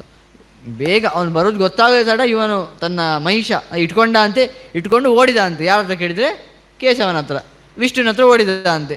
ಓಡಿ ಹೇಳ್ತಾನಂತೆ, ಅಯ್ಯೋ ಆ ವಸಿಷ್ಠರೇನು ನನ್ನ ಮೇಲೆ ಹಾಕಿಬಿಟ್ಟು ನನ್ನ ಬುಡಕ್ಕೆ ಹಾಕಿಬಿಟ್ಟಿದ್ದಾರೆ, ನಾನೆಂತ ಮಾಡೋದು, ನಾನೆಂತ ಮಾಡಲಿಕ್ಕೆ ಸಾಧ್ಯ ಉಂಟ. ಅವನು ಅವಧ್ಯ ಆಗಿದ್ದಾನೆ, ಅದಕ್ಕೆ ವಿಷ್ಣು ಅಂತ ಹೇಳ್ತಾನಂತೆ, ಈಗೆಲ್ಲ ಆಗಿದೆ ಮುರ ಈ ಥರಲ್ಲಿ ಉಪದ ಕೊಡ್ತಾ ಇದ್ದಾನೆ, ಏನಾದರೂ ರಕ್ಷಣೆ ಮಾಡು ಅಂತ ಕೇಳ್ತಾರಂತೆ. ಆಗ ಸ ವಾಸುದೇವ ವಚನಂ ಶುತ್ವ ಅಭ್ಯಗಾತ್ ತ್ವರಾನ್ವಿತ ಏತಸ್ಮಿನ್ನಂತರೇ ದೈತ್ಯ ಸಂಪ್ರಾಪ್ತೋ ನಗರೀ ಮುರ ತಮಾಗತಂ ಯಮಪ್ರಾಹ ಕಿಮ್ಮುರೋ ಕರ್ತುಮಿಚ್ಛಸಿ ವದಸ್ವ ವಚನಂ ಕರ್ತ ತುದೀಯಂ ದಾನವೇಶ್ವರ. ವಿಷ್ಣುನ ಹತ್ರ ಹೋದರೆ ವಿಷ್ಣು ಹೇಳ್ತಾನಂತೆ, ಹೌದಾ ಅವನ ಆ ಮೆಸೇಜ್ ಅಲ್ಲಿಗೆ ಬಂದರೆ ಅದನ್ನು ಇಲ್ಲಿಗೆ ಪಾಸ್ ಮಾಡಿಬಿಡು ಅಂತ. ನಿನ್ನೊಟ್ಟಿಗೆ ಬರ್ತಾನಲ್ವಾ ಹೇಳು ಅವನ ಹತ್ರ. ವಿಷ್ಣುನ ಹತ್ರ ಹೋಗೋ, ನನ್ನಕ್ಕಿಂತ ಬಲಶಾಲಿ, ನನ್ನ ಹತ್ರ ಕಳಿಸಿಬಿಡು, ನಾನು ನೋಡ್ಕೊಳ್ತೇನೆ ಮುಂದೆ ಅಂತ. ಆಗ ಆ ಮುರ ಅಲ್ಲಿದ್ದಾಗ ಹೋದಾಗ ಯಮ ಹೇಳ್ತಾನಂತೆ ನಾರಾಯಣ ಹತ್ರ ಹೋಗುವಂತ. ಆಗ ಹೇಳ್ತಾನಂತೆ ಯಮ ನಾರಾಯಣ ಹತ್ರ ಹೋಗುವಂತ. ಅದಕ್ಕೆ ಮುರ ಹೇಳ್ತಾನಂತೆ, ಯಮ ಪ್ರಜಾ ಸಂಯಮನ ನಿವೃತ್ತಿಂ ಕರ್ತುಮರ್ಹಸಿ ನಚೇತವಾ ಜಿತ್ವಾಹಂ ಮೂರ್ಧಾನಂ ಪಾತಯೇ ಭುವಿ ತಮಾಹ ಧರ್ಮರಾಡ್ ಬ್ರಹ್ಮನ್ ಯದಿ ಮಾಂ ಸಂಯಮಾದ್ ಭವಾನ್ ಗೋಪಾ ಯದಿ ಮುರೋ ಸತ್ಯಂ ಕರಿಷ್ಯೇ ವಚನಂ ತವ. ಅವ ಮೊದಲು ಏನು ಹೇಳ್ತಾನೆ ಕೇಳಿದರೆ, ಈಗ ಯಮ ಕೇಳ್ತಾನೆ, ಬಂದ ಕಾರಣ ಅವನು ಕೇಳ್ತಾನೆ, ಯಾಕೆ ಬಂದಿದ್ದಿ ಅಂತ ಹೇಳ್ತಾನೆ. ಅವನು ಮುರ ಏನು ಹೇಳ್ತಾನೆ ಕೇಳಿದರೆ, ನಿನ್ನ ಕೆಲಸ ಉಂಟಲ್ವಾ, ಏನು ಕೆಲಸ, ಎಲ್ಲರನ್ನು ಮರಣ ಶಾಸನಕ್ಕೆ ಮಾಡುವಂಥದ್ದು, ಅದನ್ನು ಬಿಡು. ಇಲ್ವಾ, ನನ್ನ ಕೈಯಿಂದ ಪೆಟ್ಟು ತಿಂತೀವತ್ತು, ಪೆಟ್ಟು ನಾನು ಬಿಡಿಸೇ ಬಿಡ್ತೇನೆ ಅಂತ. ಅದಕ್ಕೆ ಯಮ ಹೇಳ್ತಾನಂತೆ, ಆಯ್ತು ನೀನು ಹೇಳಿದ್ದನ್ನು ಮಾಡ್ತೇನೆ, ಅದಕ್ಕಿಂತ ಮುಂಚೆ ಏನು ಮಾಡಬೇಕು ಕೇಳಿದರೆ, ಮುರಸ್ತಮಾಹ ಭವತ ಕಸಂಯಂತ ವದಸ್ವ ಮಾಂ ಅಹಮೇನಂ ಪರಾದಿತ್ಯ ವಾರಯಾಮಿನ ಸಂಶಯ. ನೀನು ಮೊದಲು ಏನು ಮಾಡಬೇಕು, ನನ್ನನ್ನು ಒಬ್ಬ ಕಂಟ್ರೋಲ್ ಮಾಡ್ತಾ ಇದ್ದಾನೆ. ಉಪನಿಷತ್ತು ಹೇಳುವಂತಹ ಮಾತು, ಸೂರ್ಯ ಯಮ ಎಲ್ಲ ಯಾಕೆ ತಮ್ಮ ಕೆಲಸವನ್ನು ಸರಿಯಾಗಿ ಮಾಡ್ತಾ ಇದ್ದಾರೆ ಕೇಳಿದರೆ, ಆ ನಾರಾಯಣನ ಭಯದಿಂದ ಅಂತ. ಇಲ್ಲಾಂದರೆ ಯಾಕೆ ಸೂರ್ಯ ಅದೇ ಸಮಯಕ್ಕೆ ಬರಬೇಕು, ಯಮ ಯಾಕೆ ಸರಿಯಾಗಿ ಅದೇ ಸಮಯಕ್ಕೆ ಎಲ್ಲರನ್ನು ಕೊಲ್ಲಬೇಕು, ಹೆದರ್ತಾ ಇದ್ದಾನಂತೆ. ಯಾರಿಗೆ ಕೇಳಿದರೆ ಆ ನಾರಾಯಣನಿಗೆ. ಹಾಗೆ ಅವನು ಹೇಳ್ತಾನಂತೆ, ಅದೇ ಮಾತನ್ನು ಹೇಳ್ತಾನವ, ನಾವೊಬ್ಬನಿಗೆ ಭಾರಿ ಹೆದರ್ತೇನೆ, ನೀನು ಅವನನ್ನು ಸಂಯಮನೆ ಮಾಡಿದರೆ, ಕಂಟ್ರೋಲ್ ಮಾಡಿದರೆ ನಾ ಮತ್ತೆ ಆರಾಮ್, ನನಗೇನು ಸಮಸ್ಯೆ ಇಲ್ಲ, ನೀವು ಮೊದಲು ಹೋಗಿ ಅವನನ್ನು ವಿಚಾರಿಸ್ಕೋ ಅಂತ. ಆಗ ಹೌದಾ, ಯಾರ ನಿನ್ನನ್ನೇ ಸಂಯಮನ ಮಾಡುವನು ಯಾರು, ಅದನ್ನು ನನಗೆ ಹೇಳು ಅಂತ ಆ ಮುರ ಕೇಳ್ತಾನಂತೆ. ಆಗ ಯಮಸ್ತಾಂ ಪ್ರಾಹ ಮಾಂ ವಿಷ್ಣು ದೇವಶ್ಚಕ್ರ ಗದಾಧರ ಶ್ವೇತದಿ ಪರಿವಾಸಿ ಯಸ್ ಸಮಾಂ ಸಂಯಮತೆ ಅವ್ಯಯ ತಮಾಹ ದೈತ್ಯಶಾರ್ದೂಲಕ್ವಾಸೋ ವಸತಿ ದುರ್ಜಯ ಸ್ವಯಂ ತತ್ರ ಗಮಿಷ್ಯಾಮಿ ತಸ್ಯ ಸಂಯಮನೋದ್ಯುತಃ. ಯಾರು ಗೊತ್ತಾ, ಚಕ್ರಪಾಣಿ, ಅವನು ಚಕ್ರನ ಇಟ್ಕೊಂಡಿದ್ದಾನೆ, ಗದೆಯನ್ನು ಇಟ್ಕೊಂಡಿದ್ದಾನೆ. ಅಷ್ಟೇ ಅಲ್ಲದೆ ಶ್ವೇತದ್ವೀಪ ಅಲ್ಲಿ ವಾಸ ಮಾಡುವವನವನು. ಹಾಗಾಗಿ ನೀನು ಸೀದಾ ಅವನ ಹತ್ರ ಹೋಗು, ಅಲ್ಲಿ ನಿಮಗೆಲ್ಲ, ಅಲ್ಲಿ ಹೋದರೆ ನಿಮಗೆಲ್ಲ ಸಮಸ್ಯೆ ಪರಿಹಾರ ಆಗ್ತದೆ. ಅವನನ್ನು ಅಲ್ಲೇ ನಿನ್ನ ಕಂಟ್ರೋಲಿಗೆ ತಗೊಳ್ಬೋದು, ನಿನ್ನ ನಿಯಂತ್ರಣಕ್ಕೆ ತಗೊಳ್ಬೋದು ಅಂತ ಹೇಳುವಾಗ, ಮೂಲಸ್ತದ್ವಾಕ್ಯಮಾಕರ್ಣ್ಯ ಪ್ರಾಹ ಗಚ್ಚಾಮಿ ಕೇಶವಂ ಕಿಂ ತು ತ್ವಯಾ ತಥಾವದ್ದಿ ಸಂಯಮ್ಯ ಧರ್ಮ ಮಾನವ ಸಪ್ರಾಹ ಗಚ್ಚತಂ ತಾವತ್ ಪ್ರವರ್ತಿಷ್ಯೆ ಜಯಂ ಪ್ರತಿ ಸಂಯಂತುರ್ವಾಯತ ಸರಿ ತಥೋ ಯುದ್ಧಂ ಸಮಾಚರ ಇತ್ತೇ ಮುಕ್ತ್ವಾ ವಚನಂ ದುಗ್ಧಾಬ್ಧಿಂ ಅಗಮಸುರಃ ಯತ್ರ ಶೇಷ ಪರ್ಯಂಕೆ ಚತುರ್ಮೂರ್ತಿ ಜನಾರ್ದನಃ. ಅವರು ಹೇಳ್ತಾರೆ. ಆಗ ಆ ಮುರ ಆ ಮಾತನ್ನು ಕೇಳಿ ಸೀದಾ ಓಡಿದ ಅಂತೆ. ಎಲ್ಲಿ ಕೇಳಿದರೆ ಆ ಶ್ವೇತದ್ವೀಪಕ್ಕೆ ಓಡಿದ ಅಂತೆ. ಅವರು ಪುಲಸ್ತರು ಹೇಳುವಾಗ ಒಂದು ಮಾತನ್ನು ಹೇಳ್ತಾರೆ, ಚತುರ್ಮೂರ್ತಿಯ ಜನಾರ್ದನ ಎಲ್ಲಿದ್ದಾನೋ ಅಲ್ಲಿ ಓಡಿದ ಅಂತ. ಎಂತ ಚತುರ್ಮೂರ್ತಿ ಅಂದರೆ ಎಂತ ಅಂತ ಪ್ರಶ್ನೆ ಬರ್ತದೆ ಈಗ ನಮಗೆ. ಚತುರ್ಮೂರ್ತಿ ಅಂದರೆ ಎಂತ ಅಂತ ನಮಗೆ ಪ್ರಶ್ನೆ ಬರೆದಿದ್ರು, ಕೇಳ್ತಾರೆ, ನಾರದರಿಗೆ ಬರ್ತದೆ, ನಾರದರು ಕೇಳ್ತಾರೆ, ಚತುರ್ಮೂರ್ತಿ ಕಥಂ ವಿಷ್ಣುರೇಕ ಏವ ನಿಗದ್ಯತೆ ಸರ್ವಗತ್ವ ಕಥಮಪಿ ಅವ್ಯಕ್ತತ್ವ ಚಂತು ತದ್ವದ ಅವ್ಯಕ್ತ ಸರ್ವಗೋಪೀಹ ಏಕ ಏವ ಮಹಾಮುನೆ ಚತುರ್ಮೂರ್ತಿ ಜಗನ್ನಾಥ ಯತ ಬ್ರಹ್ಮ ಸತಾ ಶೃಣು. ಆ ಚತುರ್ಮೂರ್ತಿ ಗೊತ್ತಾ, ಅದು ಜನಾರ್ದನನೇ. ಯಾಕೆ ಆ ಚತುರ್ಮೂರ್ತಿ ಅಂತ ನಾನು ಸರಿಯಾಗಿ ಆ ಮಾತನ್ನು ಹೇಳ್ತೇನೆ, ಆದರೆ ನಾನೇ ಹೇಳ್ತೇನೆ ಅಂತಲ್ಲ. ಈ ಚತುರ್ಮೂರ್ತಿ ಯಾಕೆ ನಾರಾಯಣ, ಈ ವಿಚಾರ ಎಲ್ಲ ಹಿಂದೆನೇ ತುಂಬ ಮಾತಾಗಿದೆ. ಆ ಮಾತು ಏನಾಗಿದೆ ಅಂತ ನಾನು ಹೇಳ್ತೇನೆ ಅಂತ ಹೇಳ್ತಾರಂತೆ. ಅಪ್ರತರ್ಕ್ಯಂ ಅನಿರ್ದೇಶ್ಯಂ ಶುಕ್ಲಂ ಶಾಂತಂ ಪರಂಪದಂ ವಾಸುದೇವಾಕ್ಯಂ ಅವ್ಯಕ್ತಂ ಸ್ಮೃತಂ ದ್ವಾದಶ ಪತ್ರಕಂ ಕಥಂ ಶುಕ್ಲಂ ಕಥಂ ಶಾಂತಂ ಅಪ್ರತರ್ಕ್ಯಂ ಅನಿಂದಿತಂ ಕಾನ್ಯಸಿ ದ್ವಾದಶೇವೋಕ್ತ ಪತ್ರಕ ತಾನಿ ಮೇವದ. ಇವನಿಗೆ ಈ ವಾಸುದೇವ್ ಇನ್ನೊಬ್ಬ ಯಾರು ಕೇಳಿದರೆ ಅವನು ಚತುರ್ಮೂರ್ತಿ ಹೌದು, ಆದರೆ ಅವನು ದ್ವಾದಶ ಪತ್ರ ಉಳ್ಳವನು, 12 ಪತ್ರ ಅವನಿಗೆ ಅಂತ ಏನೇನೋ ಹೇಳಲಿಕ್ಕೆ ಪ್ರಾರಂಭ ಮಾಡಿದ. 12 ಪತ್ರ ಅಂದರೆ ಅಂತ. ಆಗ ನಾರದರು ಕೇಳ್ತಾರೆ, ಸ್ವಲ್ಪ ವಿಸ್ತಾರವಾಗಿ ಹೇಳಿ, ನನಗೆ ಏನು ಅರ್ಥನೇ ಆಗ್ತಾ ಇಲ್ಲ, ಅವನ ಸರಿಯಾಗಿ ತಿಳಿಲಿಕ್ಕೆ ಆಗ್ತಾ ಇಲ್ಲ ಅಂತ ಹೇಳ್ತಾ ಇದ್ದೀರಾ, ಅದು ಬೇರೆ, ಅದರ ಮೇಲೆ ನೀವು 12 ಪತ್ರ ಚತುರ್ಮೂರ್ತಿ ಅಂತೆಲ್ಲ ಹೇಳ್ತಾ ಇದ್ದೀರಾ, ಸ್ವಲ್ಪ ಸರಿಯಾಗಿ ಹೇಳಿ ಅಂತ ನಾರದರು ಕೇಳ್ತಾರಂತೆ. ಆಗ ಪುಲಸ್ತ್ಯರು ಹೇಳ್ತಾರಂತೆ, ಶೃಣುಷ್ವ ಗುಹ್ಯಂ ಪರಮಂ ಪರಮೇಷ್ಟಿ ಪ್ರಭಾಷಿತಂ ಶ್ರುತಂ ಸನತ್ಕುಮಾರೇಣ ತೇನಾಖ್ಯಾತಂ ಚ ತನ್ಮಮ ಕೋಯಂ ಸನತ್ಕುಮಾರೇತಿ ಯಸ್ಯೋಕ್ತಂ ಬ್ರಹ್ಮಣ ಸ್ವಯಂ ತವಾಪಿ ತೇನ ಗೈತಂ ವದ ಮಾಂ ಅನುಪೂರ್ವಶಃ. ಅವರು ಕೇಳ್ತಾರೆ, ಇದನ್ನುಂಟಲ್ವಾ, ನಾನು ಹೇಳುದಲ್ಲ, ಸನತ್ಕುಮಾರರೇ ಹೇಳಿದ್ದಾರೆ ಈ ಮಾತನ್ನು ಅಂತ. ಅಲ್ಲ, ಇವರು ಒಂದರ ಮೇಲೆ ಒಂದು ಪ್ರಶ್ನೆಯ ರೂಪದಲ್ಲೇ ಕೇಳ್ತಾರೆ, ಸನತ್ಕುಮಾರ್ ಯಾರು ಹಾಗಾದರೆ, ಸನತ್ಕುಮಾರ್ ಯಾರು ಅಂತ ಸನತ್ಕುಮಾರ್ ಹೇಳಿದ ಅಂತ ಹೇಳ್ತಾ ಇದ್ದೀರ, ಸನತ್ಕುಮಾರ್ ಯಾರು ಅಂತ ಹೇಳಿ ಅಂತ ಹೇಳ್ತಾರಂತೆ. ಆಗ ಆ ಸನತ್ಕುಮಾರ್ ಹೇಳಿದ್ದನ್ನು ನೀವು ಉಲ್ಟಾ ಪಲ್ಟ ಮಾಡಿ ಹೇಳಬೇಡಿ. ಅನುಪೂರ್ವಶಃ ಅಂತ ಹೇಳಿದರೆ ಅನುಪೂರ್ವಿಯಾಗಿ, ಈಗ ರಾಮ ಕಾಡಿಗೆ ಹೋದ, ಅವನು ರಾಜ್ಯವನ್ನು ಆಳಿದ, ಹೀಗೆ ಎಂಥದ್ದು ಅರ್ಥ ಆಗ್ತದ? ರಾಮ ಕಾಡಿಗೆ ಹೋದ, ಅಲ್ಲಿ ಸೀತೆ ಅಪಹರಣ ಆಯಿತು, ಹಾಗೆ ಹೇಳಬೇಕು. ಹಾಗೆ ಸರಿಯಾಗಿ ಕ್ರಮದಲ್ಲಿ ಹೇಳಿ, ಅದು ಬಿಟ್ಟು ಉಲ್ಟಾ ಪಲ್ಟ ಎಲ್ಲ ಹೇಳಲಿಕ್ಕೆ ಹೋಗಬೇಡಿ. ಹಾಗೆ ಹೇಳ್ತಾರಂತೆ, ಅನುಪೂರ್ವಿ ಸರಿಯಾಗಿ ಒಂದರಾದ್ಮೇಲೆ ಒಂದು ಹೇಳಿ ಅಂತ ಹೇಳ್ತಾರಂತೆ. ಆಗ ಹೇಳ್ತಾರೆ, ಧರ್ಮಸ್ಯ ಭಾರ್ಯ ಹಿಂಸಾಖ್ಯ ತಸ್ಯಾಂ ಪುತ್ರ ಚತುಷ್ಟಯಂ ಸಂಜಾತ ಮುನಿಷಾರ್ದೂಲ ಯೋಗಶಾಸ್ತ್ರ ವಿಚಾರಕಂ ಜ್ಯೇಷ್ಠ ಸನತ್ಕುಮಾರೋ ದ್ವಿತೀಯಶ್ಚ ಸನಾತನ ತೃತೀಯ ಸನಕೋ ನಾಮ ಚತುರ್ಥಶ್ಚ ಸನಂದನಃ. ಗೊತ್ತಾದ, ಧರ್ಮರಾಜ ಅಂದರೆ ಯಮನಿಗೆ ಅಹಿಂಸಾ ಅಂತ ಒಬ್ಬಳು ಹೆಂಡತಿ. ಆ ಅಹಿಂಸೆಯಲ್ಲಿ 4 ಜನ ಹುಡ್ತಾರೆ. ಯಾರು ಕೇಳಿದರೆ ಸನತ್ಕುಮಾರ, ಸನಾತನ, ಸನಕ, ಸನಂದನ. ಸನಕ, ಸನಂದನ, ಸನಾತನ, ಸನತ್ಕುಮಾರ ಅಂತ 4 ಜನ ಮಕ್ಕಳು. ನಾವು ಮಹಾಭಾರತದಲ್ಲಿ ಸನತ್ಸುಜಾತಿಯ ಅಂತ ಒಂದು ವಿಷಯವನ್ನು ಕೇಳ್ತೇವೆ. ವಿದುರ ಹೇಳುವಂತಹ ಮಾತು, ಸನತ್ಸುಜಾತರು ಬಂದು ಹೇಳುವಂತಹ ಮಾತು, ಅಂದರೆ ಸನಕ ಸನಂದನಾದಿಗಳು ಬಂದು ಹೇಳುವಂತಹ ಮಾತು ಸನತ್ಸುಜಾತಿಯ ಧೃತರಾಷ್ಟ್ರನಿಗೆ ಹೇಳುವಂತಹ ಮಾತು, ಅದನ್ನು ಹೇಳುವ ಈ ಸನತ್ಕುಮಾರರೇ. ಆದರೆ ನಾವು ಕೇಳುವಂಥದ್ದು ಇವರು ಬ್ರಹ್ಮಪುತ್ರರು ಅಂತ ನಾವು ತುಂಬ ಕೇಳ್ತೇವೆ, ಬ್ರಹ್ಮಮಾನಸ ಪುತ್ರರು, ಬ್ರಹ್ಮಪುತ್ರರು ಅಂತ. ಆ ಬ್ರಹ್ಮಪುತ್ರರಾದಂತಹವರು ಈಗ ಯಮಧರ್ಮನ ಮಕ್ಕಳು ಅಂತ ಹೇಳ್ತಾ ಇದ್ದೀರಾ, ಅದು ಏನು ಆ ಕಥೆ ಎಂತ ಅಂತ ಕೇಳ್ತಾರೆ. ಹಾಗೆ ಹೇಳ್ತಾರೆ, ಸನತ್ಕುಮಾರಶ್ಚಾಭ್ಯೇತ್ಯ ಬ್ರಹ್ಮಾಣಾಂ ಕಮಲೋದ್ಭವಂ ಅಪೃಚ್ಛದ್ ಯೋಗ ವಿಜ್ಞಾನಂ ತಮುವಾಜ ಪ್ರಜಾಪತಿ.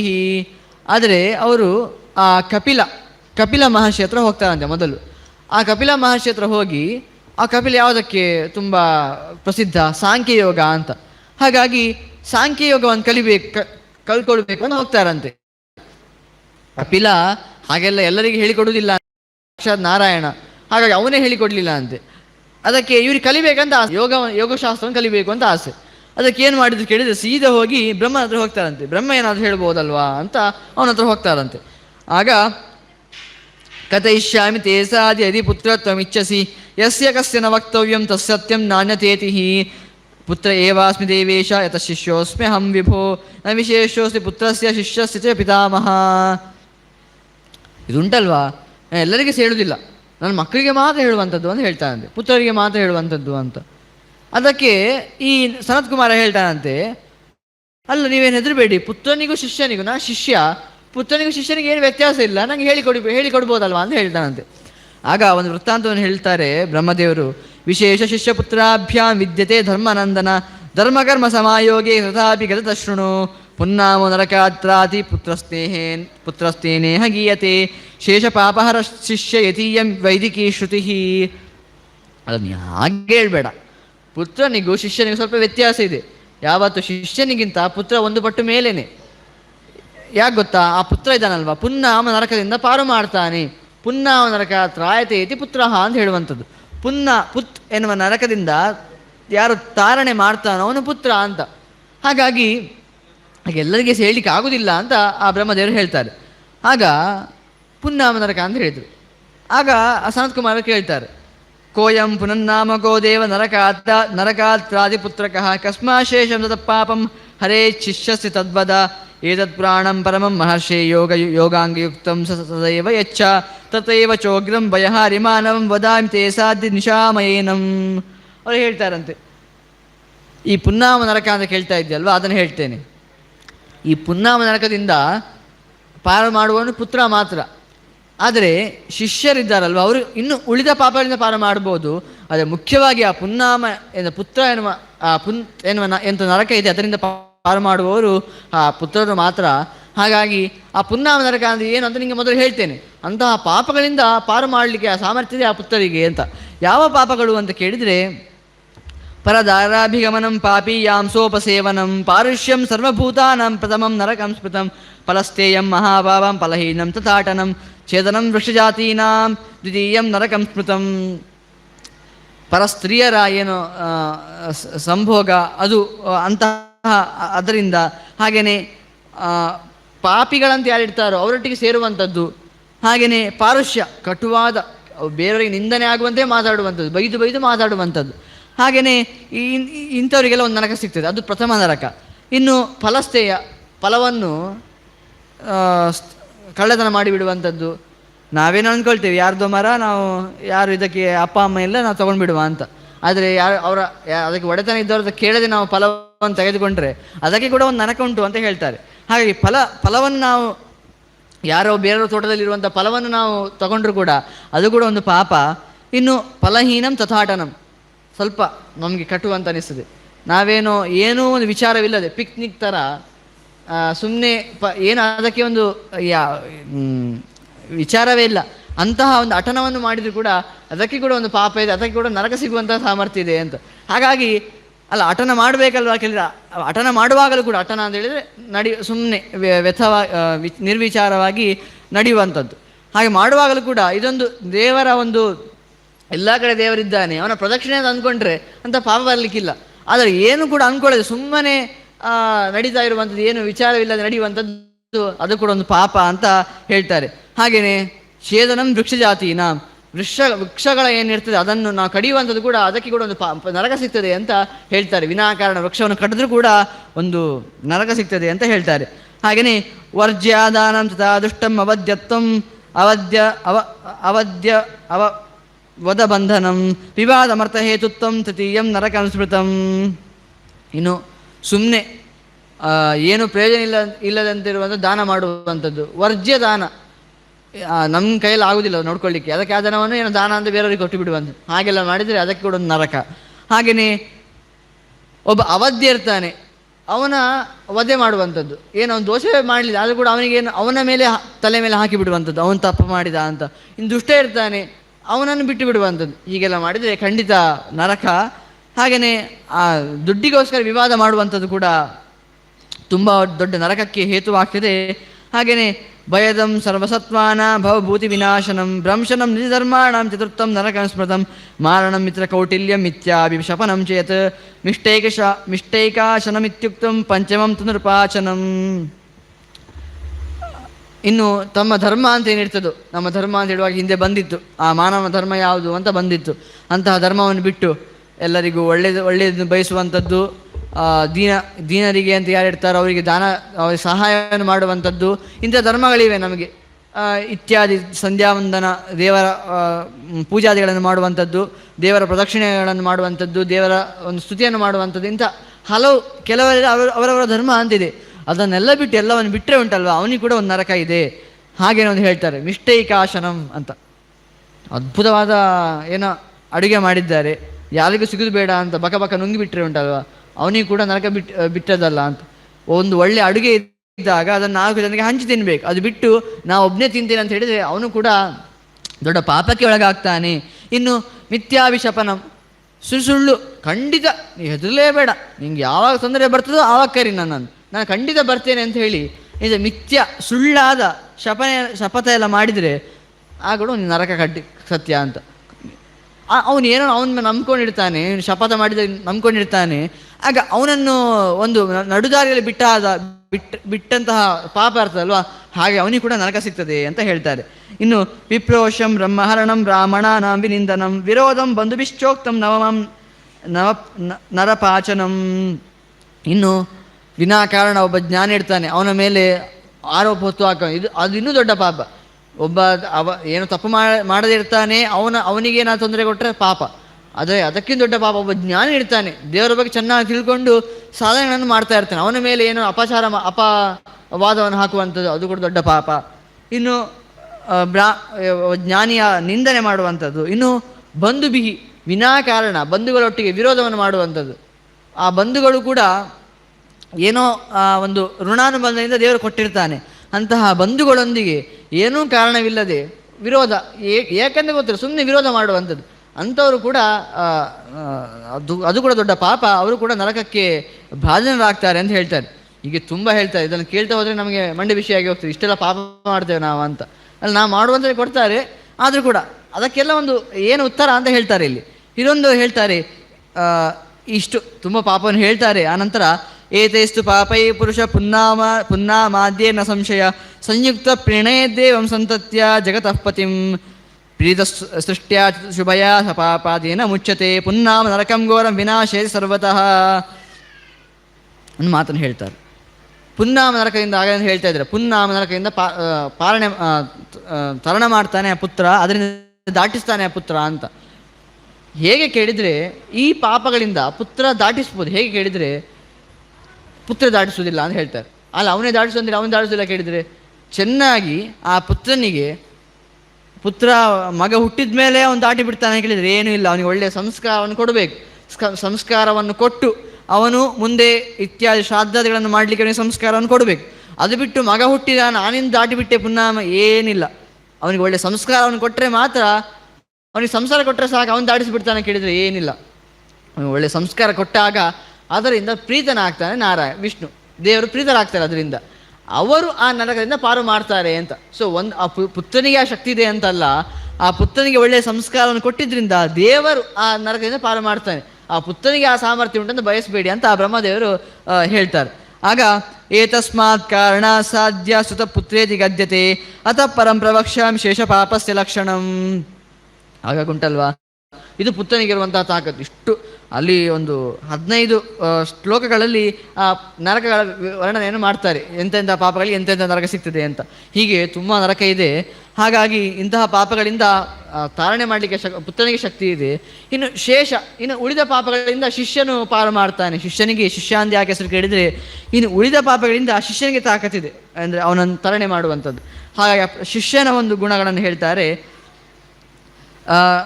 ಋಣಂ ದೇವರ್ಷಿ ಭೂತಾನ ಮನುಷ್ಯಾಣ ವಿಶೇಷತ ಪಿತೃಣಾಂ ದ್ವಿಜಶ್ರೇಷ್ಠ ಸರ್ವವರ್ಣೇಶ್ಚೈಕತ ಓಂಕಾರದ ನಿವೃತ್ತಿ ಪಾಪಕಾರ್ಯ ಕೃತಶ್ಚಯ ಮಸ್ಯಾದಶ್ಚ ಮಹಾಪಾಪಂ ಅಗಮ್ಯ ಗಮನಂ ತಥಾ. ಇನ್ನು ಋಣವನ್ನು ಮಾಡುವಂಥದ್ದು, ಯಾರ್ಯಾರ ಹತ್ರ ಋಣವನ್ನು ಮಾಡುವುದು, ಏನು ಅವರಿನ್ನೂ ನಂಗೆ ಸಿಗುವುದೇ ಇಲ್ಲ, ಹಾಗಾಗಿ ಋಣವನ್ನು ಮಾಡಿ ಋಣಂ ಕೃತ್ವ ಘೃತಂ ಪಿಬೇತ್ ಅಂತ. ಹಾಗೆ ಅಂತಹ ಋಣವನ್ನು ಮಾಡಿ ತುಪ್ಪವನ್ನು ತಿನ್ನು ಎನ್ನುವಂತೆ ಋಣ ಮಾಡಿ ಏನೇನೋ ಒಬ್ಬ ಎಲ್ಲರದ್ದು ಕೇಳುವಂಥದ್ದು. ಅದು ನಾವು ಪಿತೃಗಳ ಋಣ ಆಗಿರ್ಬೋದು, ತುಂಬ ಜನದ ಋಣ ಇರ್ತದೆ.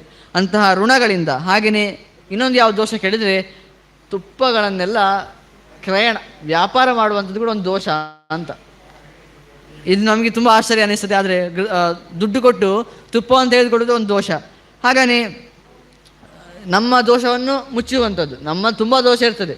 ಆದರೆ ಅದನ್ನೆಲ್ಲ ಬಿಟ್ಟು ರಾಂಧ್ರ ಅಂದರೆ ಬೇರೆಯವ್ರ ದೋಷವನ್ನೇ ಹುಡುಕುವಂಥದ್ದು. ಅವನಲ್ಲಿ ಆ ದೋಷ ಇದೆ, ನಾನು ತುಂಬ ಸ್ವಲ್ಪ, ನನ್ನಲ್ಲಿ ಯಾವ ದೋಷ ಇಲ್ಲ, ಅವನತ್ರ ಊರಿಡೀ ಎಲ್ಲರದ್ದು ದೋಷ ಇದೆ, ನನ್ನದೊಂದು ದೋಷ ಇಲ್ಲ, ಈ ಥರ ಎಲ್ಲ ಮಾಡುವಂಥದ್ದು ಅದು ಕೂಡ ಒಂದು ಪಾಪ. ಹಾಗೆಯೇ ಒಬ್ಬರ ಮೇಲೆ ಮತ್ಸರ, ಅವನೇನೋ ಬೆಳೀತಾ ಇದ್ದಾನಂದರೆ ಇವನಿಗೆ ಮತ್ಸರ. ಹಾಗೆಯೇ ಕೆಟ್ಟವಾದ ಮಾತನಾಡುವಂಥದ್ದು. ಇನ್ನು ಎಲ್ಲರದ್ದು ನಿಷ್ಠುರದಲ್ಲಿರುವಂಥದ್ದು, ಚೆನ್ನಾಗಿರುವುದಂತವೇ ಇಲ್ಲ, ಸಿಕ್ಕಿದವರ ಹತ್ರ ಎಲ್ಲ ನಿಷ್ಠುರ ಭಾವದಿಂದಲೇ ಇರುವಂಥದ್ದು. ಇನ್ನು ಹೀಗೆ ದಾರುಣತ್ವಂ ಅಧಾರ್ಮಿಕ್ಯಂ ನರಕಾವಹ ಮುಚ್ಚತೆ ಏತೈಶ್ಚ ಪಾಪೈ ಸಂಯುಕ್ತ ಪ್ರಣಯದಿ ಶಂಕರಂ ಹೇಳ್ತಾರಾಗ. ಹೀಗೆ ದಾರುಣತ್ವಂ ಅಧಾರ್ಮಿಕ್ಯಂ, ಯಾವತ್ತೂ ಕೂಡ ಅಧಾರ್ಮಿಕನಾಗಿರುವಂಥದ್ದು, ಏನು ದೇವರ ಮೇಲೆ ಭಕ್ತಿ ಇಲ್ಲ, ಧರ್ಮದಲ್ಲಿ ಏನೋ ಒಂದು ನಿಷ್ಠೆ ಇಲ್ಲದೆ ಆ ರೀತಿಯಾಗಿರುವಂಥದ್ದು, ಅಂತಹ ಪಾಪಗಳು ಇರ್ತದೆ. ಅಂತಹ ಪಾಪಗಳಿರುವಾಗ ಅವನು ತನ್ನ ಪಶ್ಚಾತ್ತಾಪ ಆಗಿ ಅವನು ಶಂಕರನ ಹತ್ರ ಕೇಳಬೇಕು. ಶಂಕರನ ಹತ್ರ ತನ್ನ ಏನು ತಪ್ಪು ಮಾಡಿದ್ದೇನೆ ಅದನ್ನು ಶಂಕರನ ಹತ್ರ ಕೇಳುವಾಗ ಆ ಶಂಕರ ಎಲ್ಲ ಪಾಪಗಳಿಂದ ಪರಿಹಾರ ಮಾಡ್ತಾನೆ ಆ ಶಿಷ್ಯ ಅಂತ. ಶಿಷ್ಯನಿಗೆ ಯಾವ ತಾಕತ್ತು ಕೇಳಿದರೆ, ಇಂತಹ ಪಾಪ ಅಂತ ಏನಿರ್ತದೋ ಅಂತಹ ಪಾಪಗಳಿಂದ ಹಿಂದೆ ಆ ಪುನ್ನಾಮ ನರಕಕ್ಕೆ ಯಾವುದೆಲ್ಲ ಹೇತುವಾಗ್ತದೆ ಅಂತ ಹೇಳಿದರು. ಹಾಗೆಯೇ ಇಲ್ಲಿ ಇಂತಹ ಪಾಪಗಳಿಂದ ಆ ಶಿಷ್ಯನಿಗೆ ತರಣ ಮಾಡುವಂತಹ ಶಕ್ತಿ ಇರ್ತದೆ ಅಂತ ಹೇಳ್ತಾರೆ.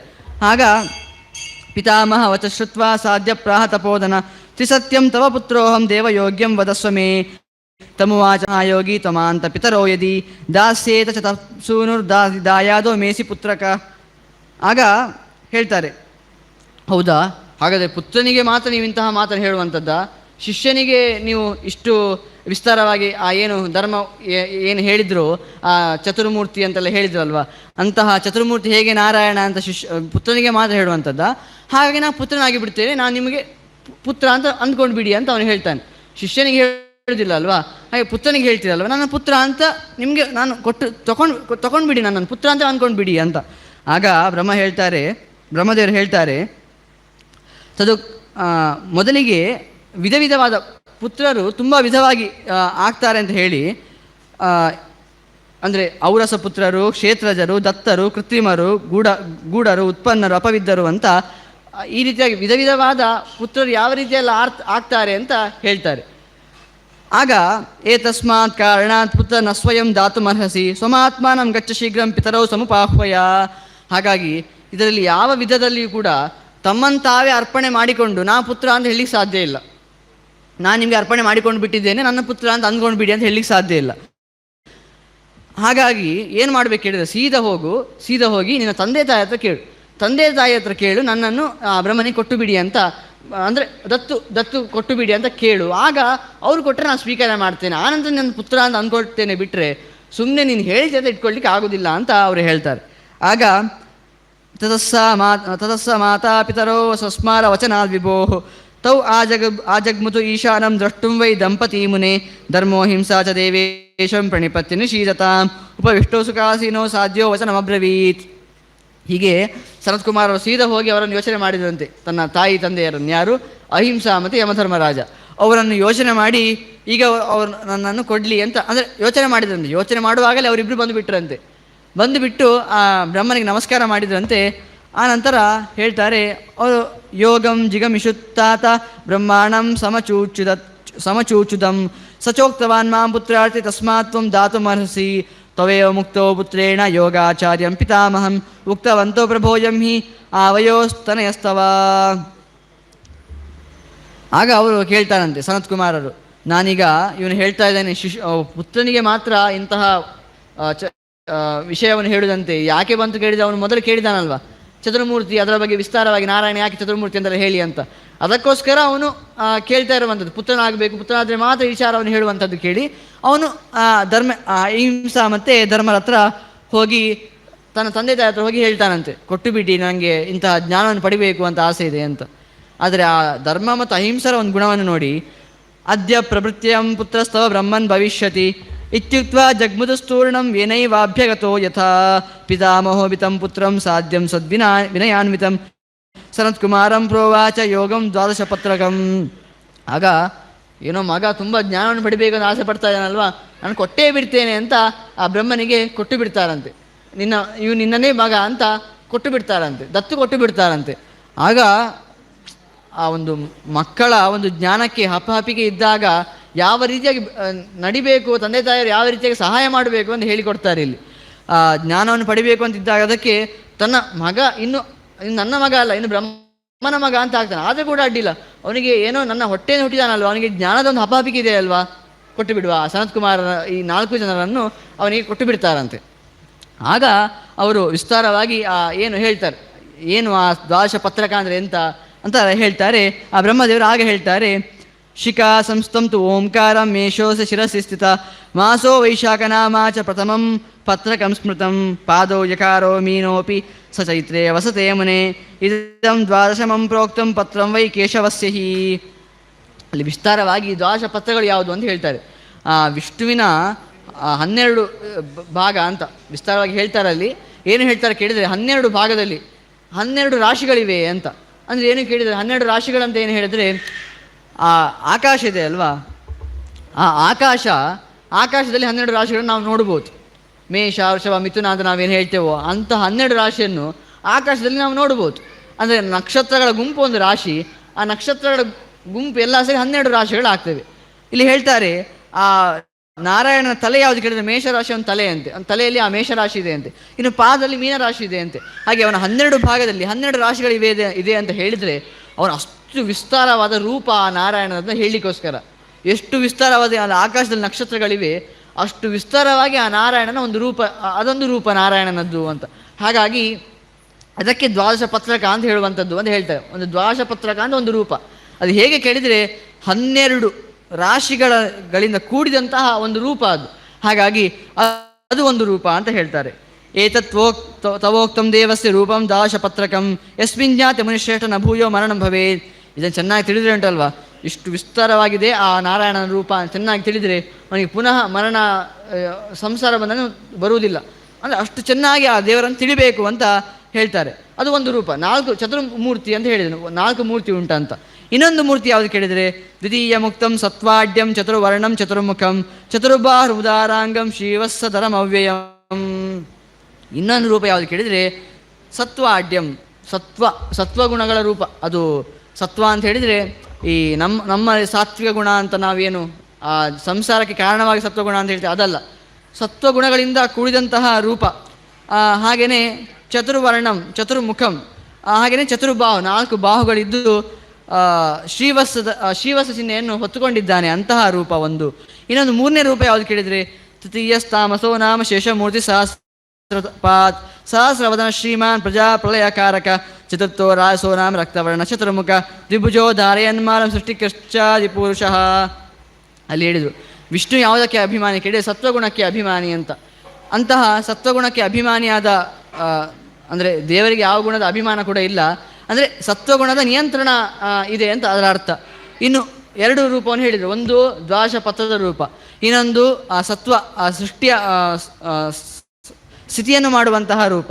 ಇನ್ನೊಂದು 3ನೇದ್ದು ತಾಮಸ, ಅದು ನಾಶವನ್ನು ಮಾಡುವಂತಹ ರೂಪ. ದೇವರಿಗೆ ತಾಮಸ ರೂಪ ಇದೆಯಾ ಕೇಳಿದರೆ ಶಿವರೂಪೇ ಶಿವೇ ಸ್ಥಿತ, ತಾಮಸ ರೂಪ ಶಿವನಲ್ಲಿರುವಂಥದ್ದು.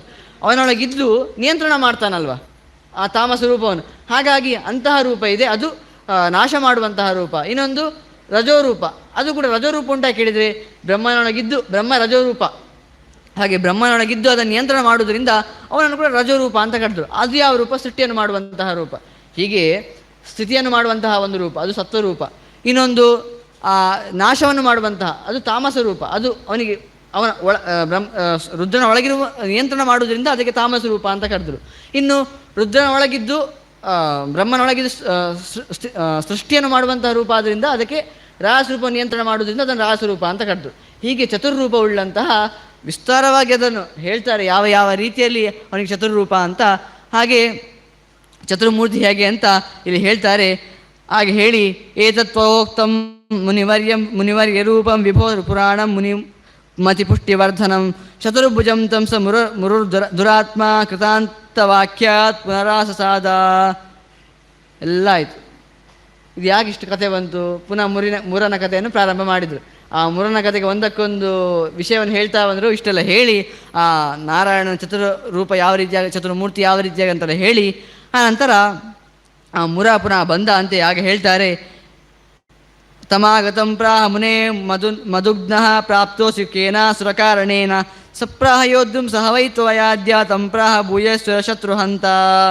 ಆಗ ಅಂತಹ ಬರ್ತಾ ಇರುವಂತಹ ಆ ಮಧುವಂತ ಒಬ್ಬ ರಾಕ್ಷಸನ ಹಿಂದೆ ಕೊಂದಿದ್ದಾನೆ, ಅದಕ್ಕೋಸ್ಕರ ಅವನಿಗೆ ಮಧುಸೂದನ ಅಂತ ಹೆಸರು.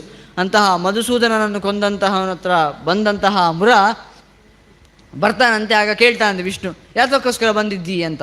ಆಗ ಅವನು ಹೇಳ್ತಾನಂತೆ ಯುದ್ಧ ಮಾಡ್ಲಿಕ್ಕೆ ಬಂದಿದ್ದೀನಿ, ಒಟ್ಟಿಗೆ ಯುದ್ಧ ಮಾಡ್ಲಿಕ್ಕೆ ಬಂದಿದ್ದೇನೆ ಅಂತ. ಆಗ ಯದಿ ಹಮಾಂ ಯುದ್ಧ ಮುಪಾಗತೋಸಿ ತತ್ಕಂಪತೇತೆ ಹೃದಯಂ ಕಿಮರ್ಥಂ ಜರಾತುರಸ್ಯೇವ ಮುಹುರ್ವೈತೆ ತನ್ನಾಸ್ಮಿಯೋಸ್ಯೇ ಸಹಕಾತರೇಣ. ಆಗ ಅವನು ಬಂದಂತ ನೋಡ್ತಾನಂತೆ, ಹೇಳ್ತಾನಂತೆ, ಅಲ್ಲ ನಿನ್ನ ಹೃದಯ ಯಾಕೆ ಕಂಪಿಸ್ತಾ ಉಂಟು, ನಿಂಗೆ ಅಷ್ಟು ಹೆದರಿಕೆ ಆಗ್ತಾ ಉಂಟಾ ಅಂತ ವಿಷ್ಣು ಕೇಳುವಂಥದ್ದು ಮುರನ ಹತ್ರ. ಹಾಗೆಯೇ ಜ್ವರ ಬಂದಾಗಿ ತುಂಬ ಆತುರದಲ್ಲಿದ್ದೆಯಲ್ವ, ಏನು ಮಾಡಬೇಕು ಗೊತ್ತಾಗ್ತಾ ಇಲ್ವ ನಿನಗೆ ಅಂತ.